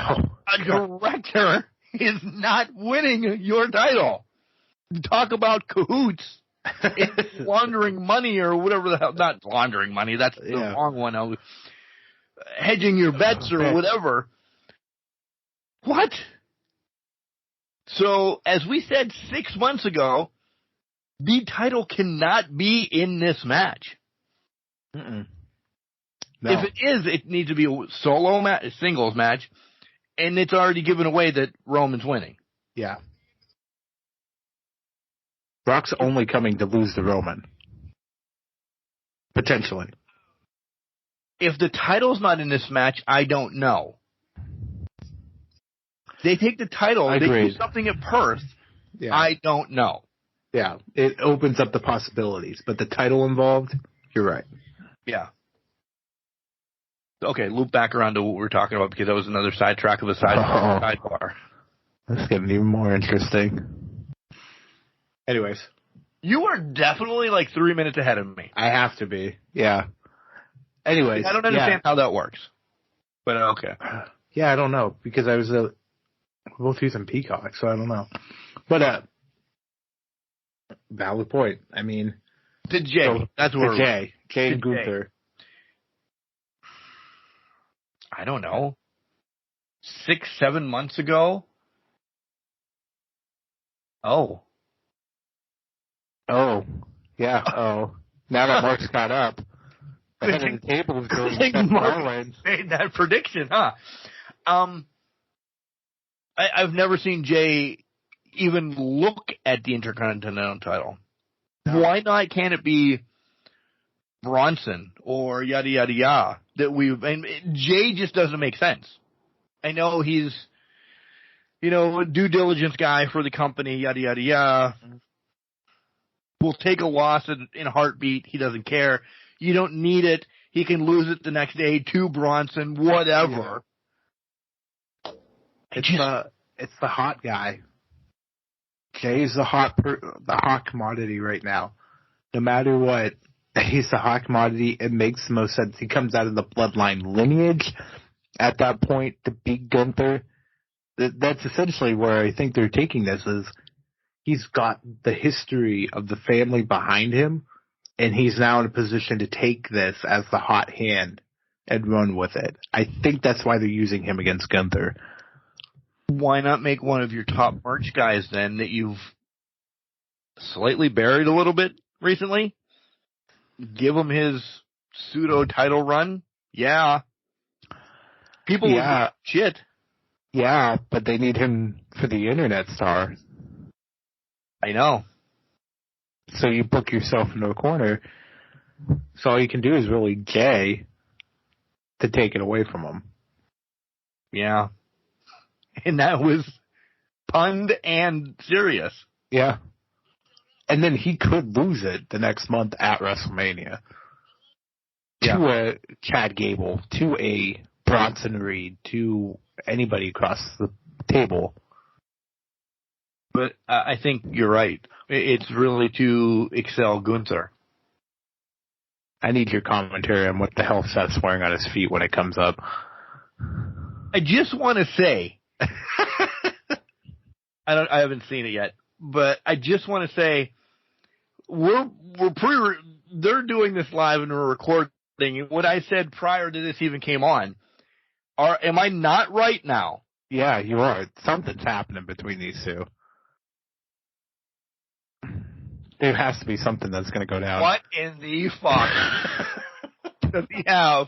Those are Mickey Mouse ear / toes on his feet. On his loafers.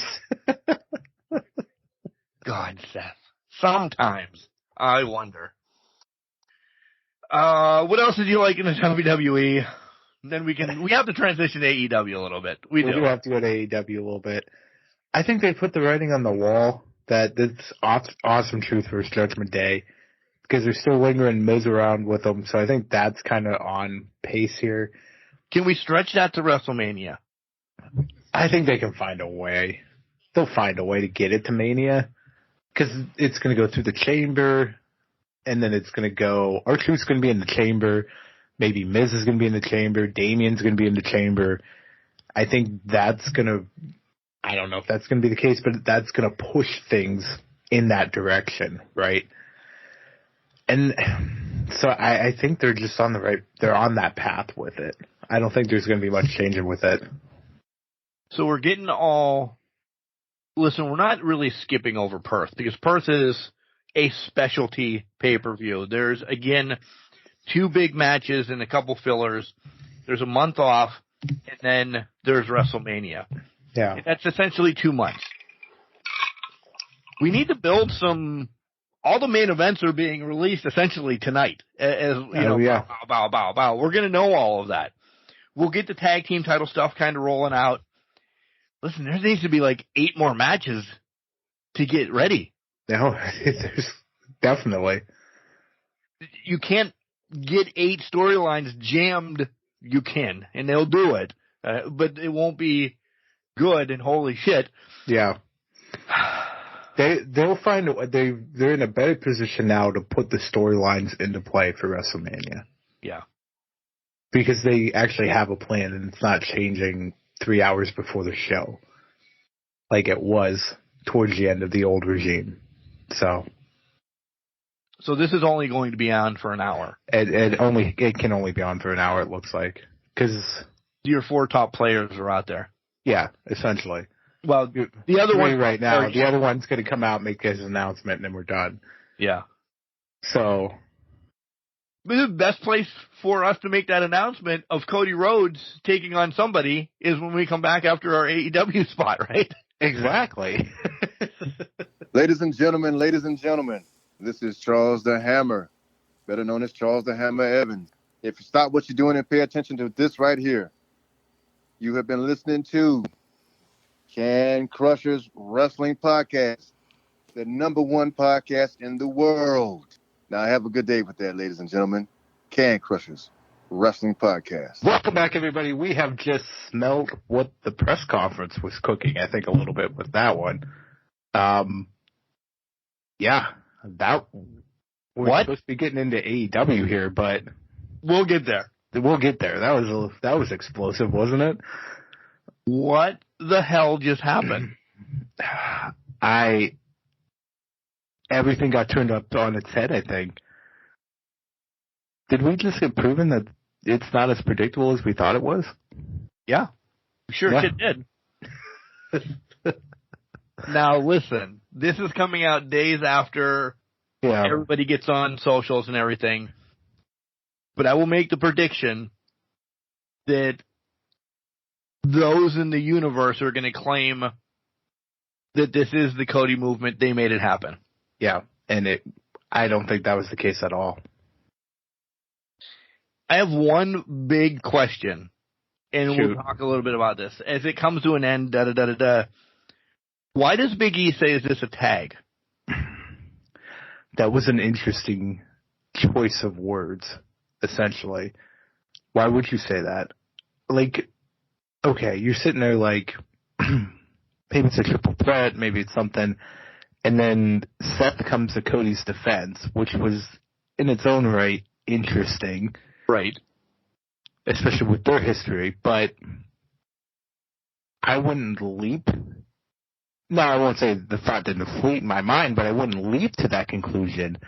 But Big E on WWE programming saying it, there's a reason he says it. Are they doing this for Perth? So we're getting, to spin it, we're getting 2 elimination chambers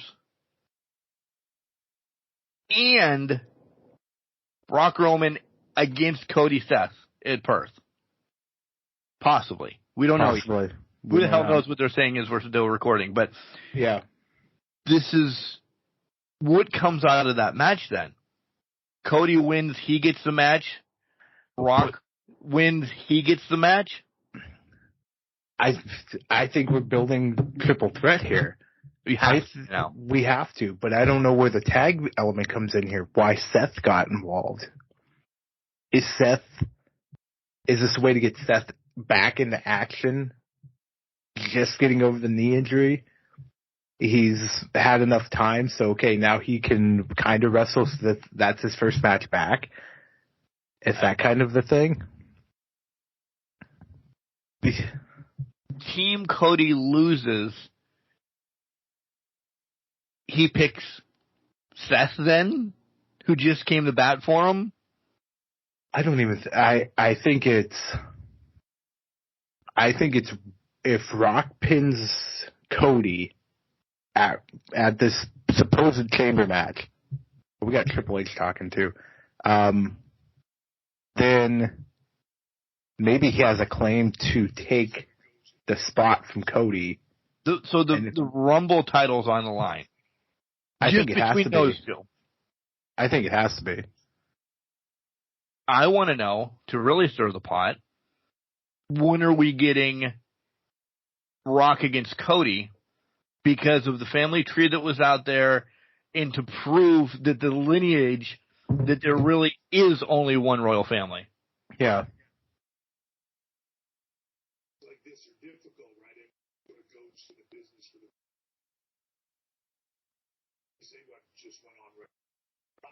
Yeah, Triple H is talking, saying he doesn't know what the hell's going on, essentially.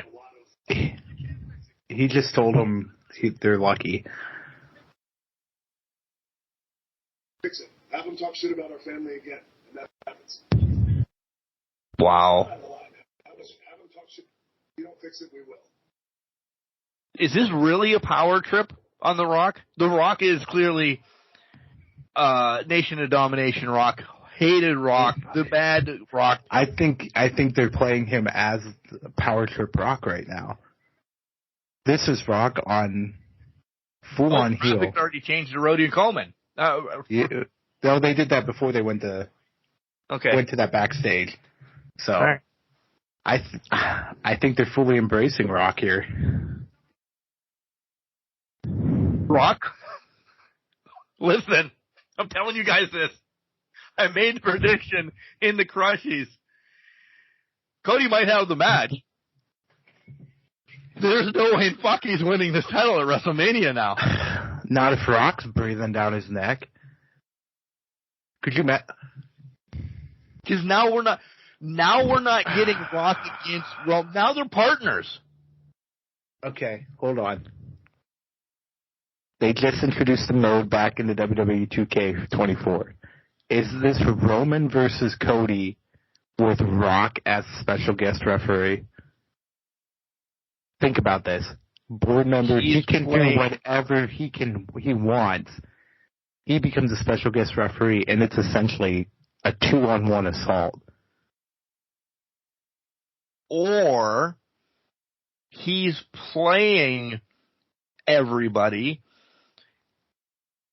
and Rock against Roman is SummerSlam, because the title is off of him by then. Maybe. I don't know. I said this 3 fucking weeks ago. This is why I love January until April, especially in the WWE. Look at us. We're drooling and pandering, trying to answer our own questions that we want to come up with. This is, in the past 2 years, this has morphed into what we thought we were when we were watching this as kids. We didn't know where they were going. We didn't know what they were doing. We didn't know what was happening. And now, my head's about to explode. There's so many possibilities going on here. I think this is a special guest situation, special guest referee situation at this point. And you think it's 2-on-1 for the Bloodline? I think it's 2-on-1 for the Bloodline, but I like your point where he's playing Roman here, and he ends up giving Cody the victory. Because they've established several times, I've sought you for counsel, we had a great conversation. Yeah. They're playing it. This is unbelievable. This, to me, has honestly been one of, in recent memory, one of the best build-ups for WrestleMania. Oh, 100%. 100. We thought last year was good. Yeah. This year's is topping it big time. We do have to give AEW some love, though. What? Listen, we have a lot to talk about next week about this. More will come out, yada yada yada. But my head is literally ready to explode. This is awesome. I'm glad we recorded tonight. I am too. These are true fucking feelings that we're getting right now, and I don't know how to feel. I don't know what to do. I'm going to be up all night playing Skull and Bones. Thinking about it. All right. Let's dive into some Collision. And screw it. Let's just do an overall AEW. Because, listen, and I hate to say it this way, stuff happened, but nothing happened again. They're getting us to the point of Revolution. We have one thing that we know for certain is happening. Well, two things that we know for certain is happening at Revolution. Everything else in between of that, we know 3 matches right now, but everything is kind of, okay, we're there. First and foremost, did you see that essentially, I think we're going to call it DLC for Fight Forever, Swerve's going to be involved in it? Yeah. Did you also see that Fight Forever is only $30 right now? I had not seen that at all. So you can't be charging $30 for season 2 anymore. So maybe I'll go broach that subject in a little bit to see how much that is. So maybe I will get the Acclaimed and Tony now. But you can't charge that much for season 3 when the game has plummeted. So maybe we're going to get real life pricing. Now I'm talking about looking at DLCs for this because If you're going to give the game away for $30, your DLCs better be 5 to 10 at the most. And I'm okay with that. Or still don't like it, but I'm okay with it. I also think they may need to offer like a all-encompassing a refund, but like a all-encompassing type thing. So $20 gets you everything that comes out from here on. Yeah. Or like the first 5 seasons. If they're going to do 10 seasons, the first 5 seasons, you get everything. Yeah. I'll do that right now. Yeah. As we're recording, I'll go full $20. I got everything for the next whatever. Yeah, give me it. Announced Brian Keith has officially signed. We've been waving this flag for a while. So super excited he's signed with AEW now. We'll see what happens. I don't know. I didn't really care about Rampage. I mean, not Rampage, Collision. Collision to me wasn't even. Collision was okay. I will say Danielson versus Haichiro, or however you pronounce his name. That was a great match. Oh, yeah.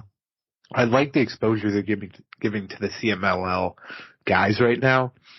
That was a lot better than I thought it was going to be. But that was the big highlight for what Collision was, essentially. Yeah. To lead 2 Wednesdays. Yeah. Yeah.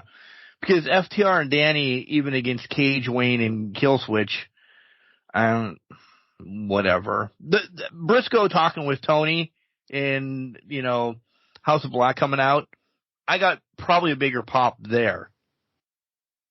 Yeah. We're keeping Briscoe still in the mix with FTR, and I think you have to because what we said, that Danny's making a change.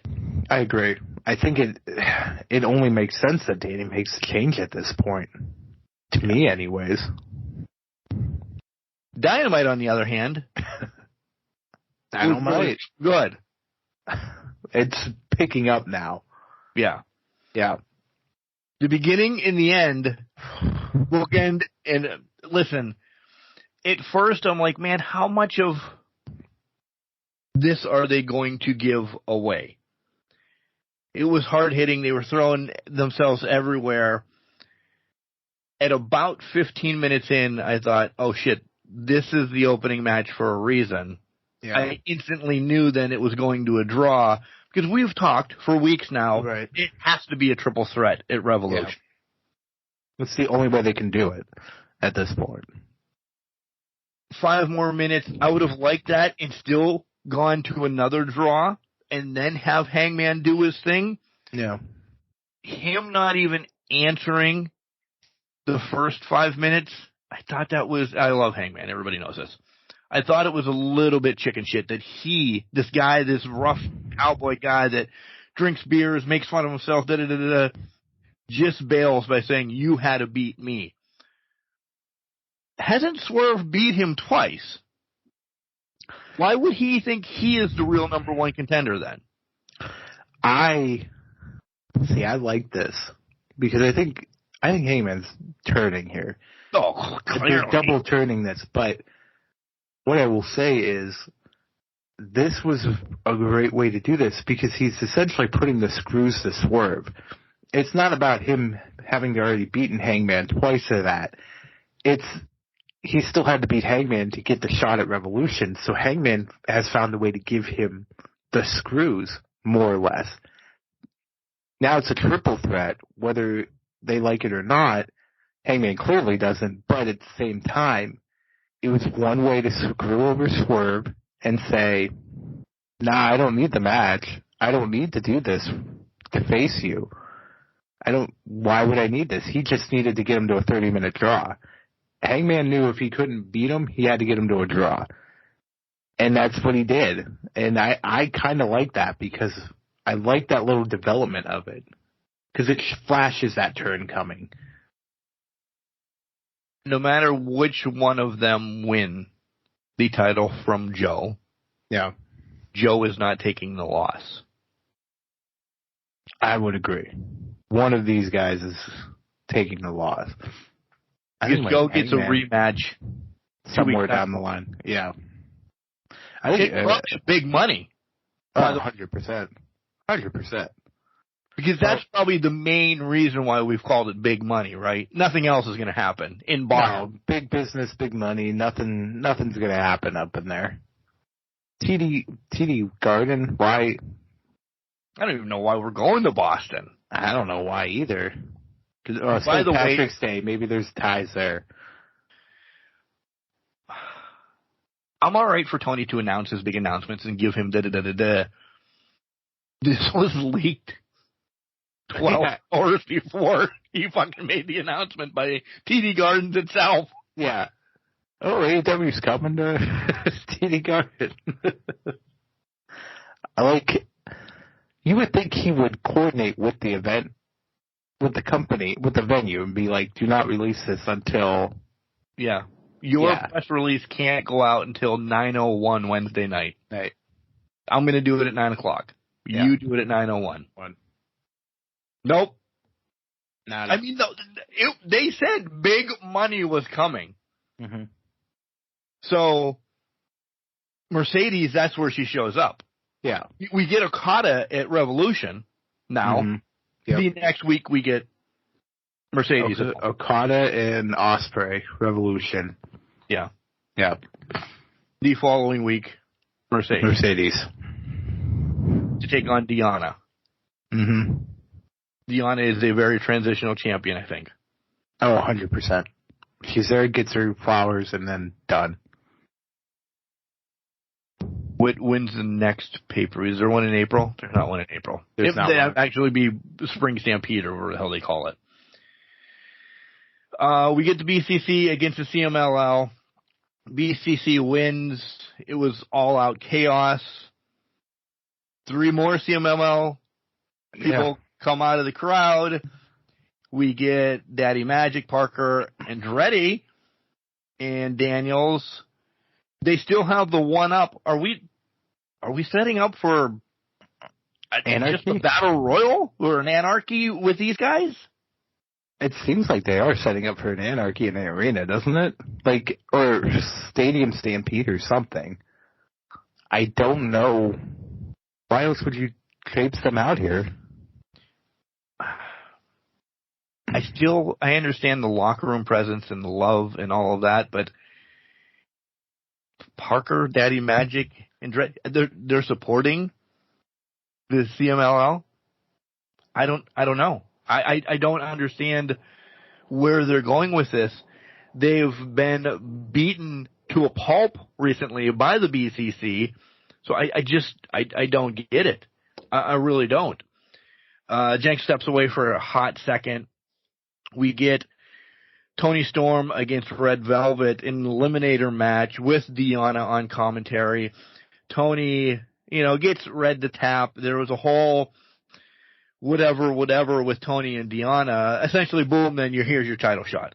Right? Yeah, that's exactly it. It was give Tony a tune-up match, and okay, now we're setting up for the title shot. I did like Jericho and Takeshita. It was better than it would have been. Yeah, thought it would be. There was no hate on Takeshita. No. I'm speaking Jericho-wise. Yeah. Oh, 100%. Well, that's where I'm talking about, because I called him overrated last year. Yeah. But Sting got his flowers in AEW. Got a title. Got his title. 3 weeks. Remains undefeated until... Let me talk about Big Bill and Starks for a while, because we essentially I don't have much more after this until we get to the greatest tag team in the fucking world right now. Is their title run great?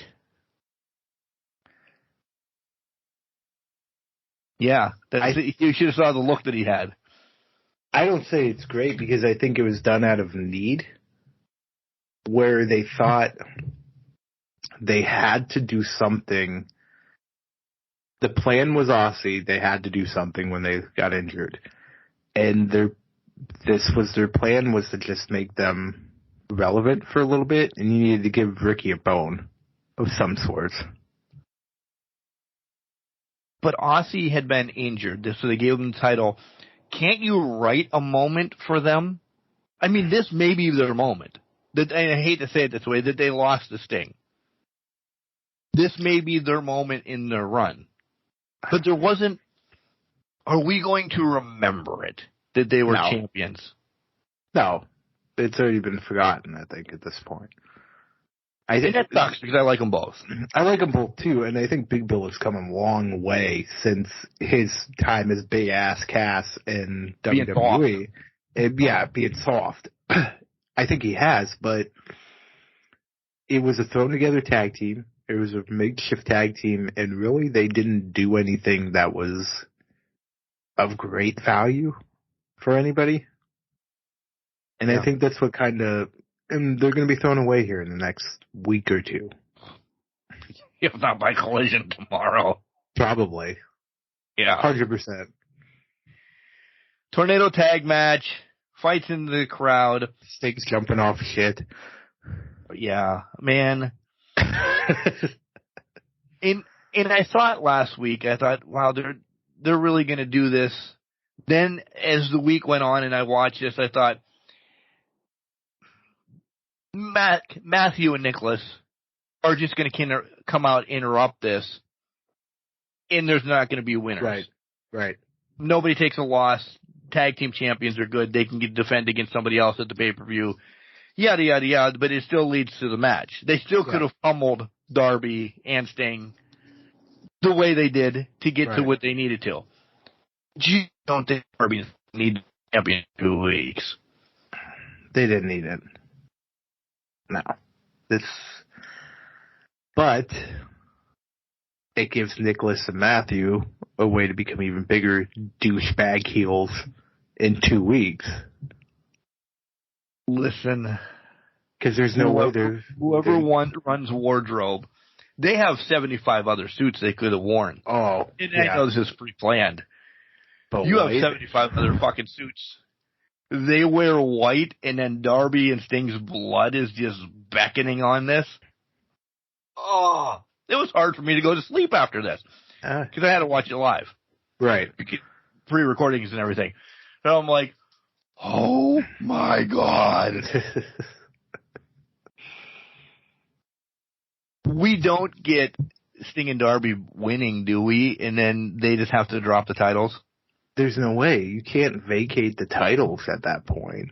Like, I don't think you can just drop the titles and have a vacant championship. I think Nick and Matt have to win this.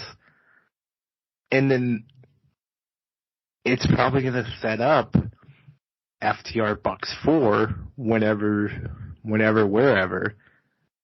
Once things clear with that.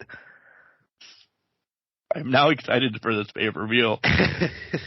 Because you're telling me whatever happens after the pay-per-view, for those that are going to Greensboro, please enjoy it.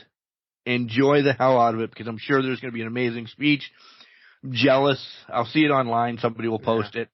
That's actually really cool. But for the people in Erie and Ridgeway and San Francisco and wherever the fuck else, the last thing we're going to see on the pay-per-view now is them standing over probably a bloodied Sting dead to rights in his retirement match. No fucking way. Really? Take my $60. Not that I don't like Sting, but it's just, you don't see that in retirement. You kiss the baby, you smack asses. But that's the old school mentality. On your way out, you put over the young talent, right? Right. Sting requested the Bucks be his final match. And think about this. He's sitting there like, well, you guys gave me a new lease on life, something to right the wrongs of what happened to me in WWE in my final match. I've had a great run here. Thank you. I'll go down for you. That also then leaves Darby's life a living hell after that, because now Darby's Searching all for partners. partners because he's all alone now, and he has to deal with the Young Bucks' Douchery tag team title reign by himself. I want a white suit now, by the way. I could never pull off white I suits, couldn't let either. alone white pants, okay? So that'll never happen on my side.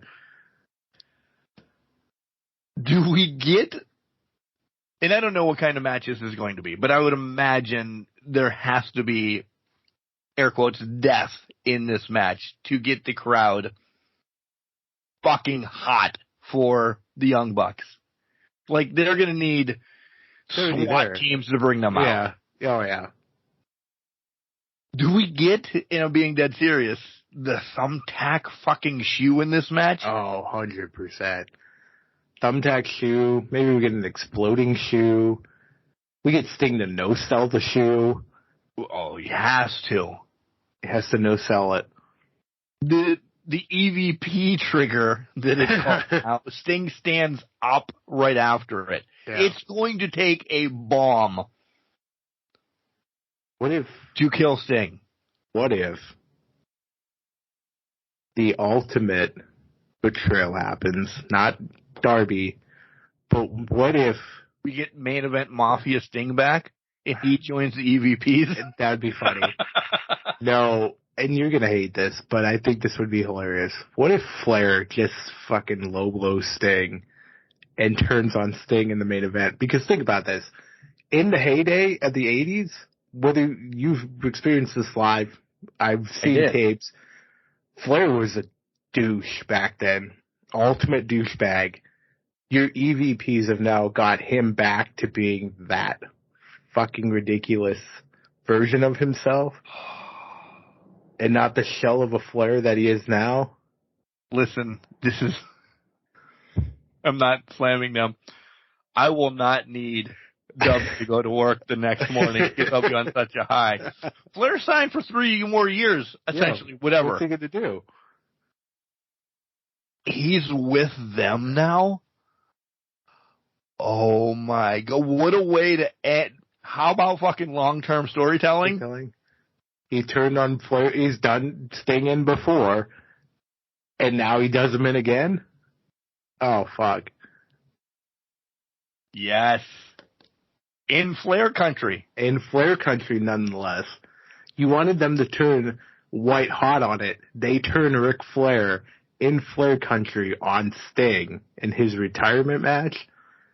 You're setting an explosion off at that point. That's how hot it'll get. No, Flair has something to do for a couple more years. On and exactly. off. Exactly. Yep. Flair the consultant. The consortium, if you will, because he's done that before. Yeah. I'm now excited for Revolution. Oh, 100%. Triple threat match. This, because I was like, how are they going to get into this? I know Sting has asked for it, da-da-da-da-da. But the blood was just... Who did it? Does Sting take the loss? I think Sting has to take the loss. I think so too. Yep. It's not Darby. Sting has to be the one that gets pinned 1, 2, 3. Yeah. Darby, I think, gets injured. Injured, air quotes. He does something stupid and he's down. Yeah. Or he goes and he flies out of the ring, gets super kicked in the face with the thumbtacks or the exploding thing, just as much as he got Boss Man slammed by Big Bill flying out of the ring. This now is your main event. It has to be. Wondered how it would get there. This is how it gets there. How early in the night is Samoa Joe, Swerve, and Hangman? If you're not going last, you're either second to last or you're kicking off the show.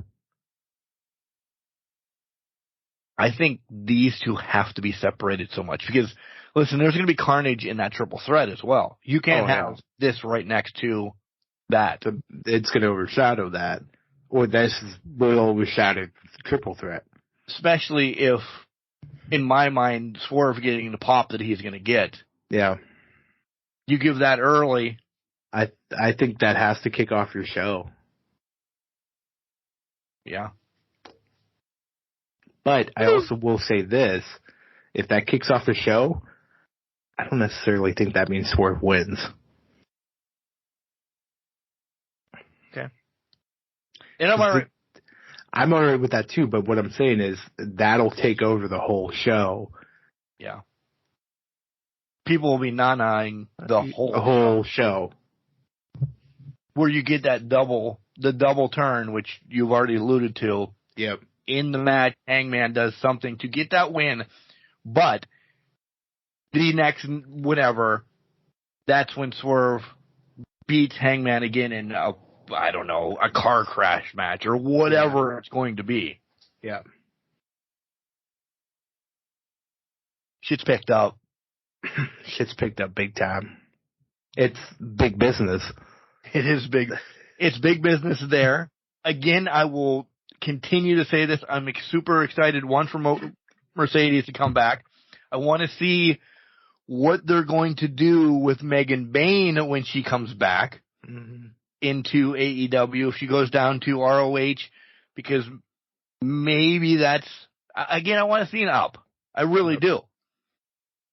Seeing a Mercedes, Britt's starting to pop off a little bit more.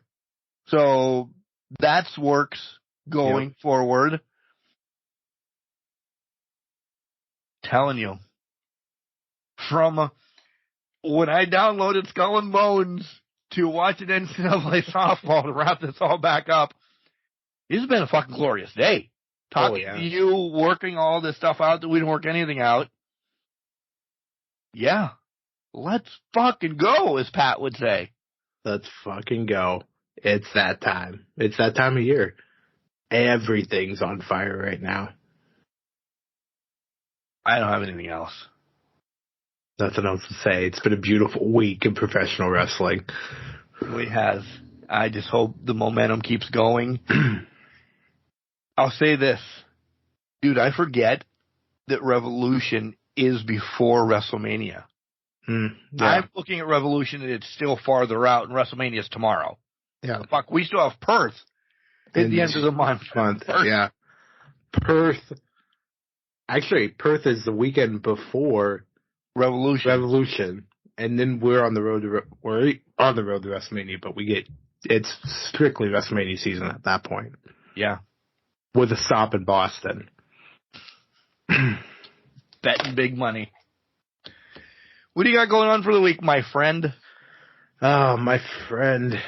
Got a birthday party tomorrow, so that's why we're recording tonight. It's Valentine's Day, so spending that lovely day with the lovely lady when that comes up on the 14th. And then, that's the week ahead, I think. Just odds and ends and work. Oh, Super Bowl. Super Bowl is this weekend as well. What do you got? Shit, the Super Bowl. How did we not even talk about that? We didn't even talk about that. Who got winning the Super Bowl? And I mean this wholeheartedly. I want them both to win. I really do, because I was a Niners fan. I've always been a Steelers fan, but I was a Niners fan because I liked Montana, I liked Rice, I liked Young, I liked that was the glitz and glamour team when I was younger. The Steelers were still hard-nosed, this, that, and the other thing. Football has changed across the board. So I still have a little bit of soft spot for the Niners. I don't know. I'm all right with the Chiefs winning, too. I do, get ready. I do like Kelsey. Prior to him even dating Taylor. Right. I love Taylor, don't get me wrong. But I've always liked Kelsey. I thought he's just a great person. He's great. Mahomes rubs me wrong every once in a while, but he's good. Honestly, I want it to be a great game. This is a stupid-ass PC answer, but I want it to be a great game. And I want my numbers to hit. Not that we're condoning betting or anything. There it is. I want my numbers to hit. That was going too well. That was being too nice for a minute there. And this will maybe be the first time in a couple of years that I'm intrigued about commercials, because I've stayed off of looking at spoilers for commercials. Normally at work, I'm like, fuck, they're already on TV. I might as well look at them now. No, I want to see commercials. I do too. Yeah, I get that. 100%. I would say this game, listen, Lions made it, I was all in on the Lions. Oh, Didn't care yeah. who it was. Baltimore plays 49ers. It would have been Baltimore I would have taken. Now, I want the game. I want it good. I'll root for the Chiefs a little bit more since my one friend that goes to trivia likes the 49ers, hates the 49ers, I should say, and wants them to lose. He's a Seahawks fan. At the end of the day, could care two shits. I'm going to enjoy it. I'm going to enjoy the game. Hope it's a good one. And see where it takes us from there. And to your point, I try to avoid spoilers all the time for commercials because I don't want to see them. I want nothing to do with them until the Super Bowl because I like to be surprised. It's a whole event. It's a whole thing. I want to be in the know there at the Super Bowl. I just want to enjoy. It's a spectacle. It's an event. Let's enjoy it. I wouldn't mind Mr. Irrelevant getting a Super Bowl title. I wouldn't either. Brock Purdy. Brock Purdy going from number 266 draft pick to Super Bowl champion puts Tom Brady to shame at that point. Yeah. Documentary. All over. He doesn't even have to win. And right now, he probably doesn't have to win any to have a documentary. But I agree. He wins this one, he's sealed for life. Yeah. He has done it. Yeah. He's done it all. He was just like, hey, this guy. I got lucky. Where did he go to school at? Exactly. Iowa State? Was it Iowa State? Well, we got to find out now. Take your bets. What do you think? Where do you think he went to school? I really thought it was like North Dakota or someplace. I really did. No, North Dakota is shit. North Dakota is Josh Allen, isn't it? No, Josh Allen was Wyoming. North Dakota was Carson Wentz. Mm. Oh, by the way, I haven't had time to move the Bears to Alaska yet. Slacker. Anyways, Brock Purdy was Iowa State. Okay. Cyclones. Back. Yeah. So I wish him well. I wish whatever. I want it to be a good game. And just enjoy football. Enjoy wrestling. Enjoy life. Be you. Enjoy everything about it. It's going to be fun. It's a fun ride. It is. All right, guys. Just remember, just because you're trash doesn't mean you can't do great things. You're a garbage kid, not a garbage kid, not. Make sure you tell your loved ones that you love them. 2 legs or 4, because you never know. Boop.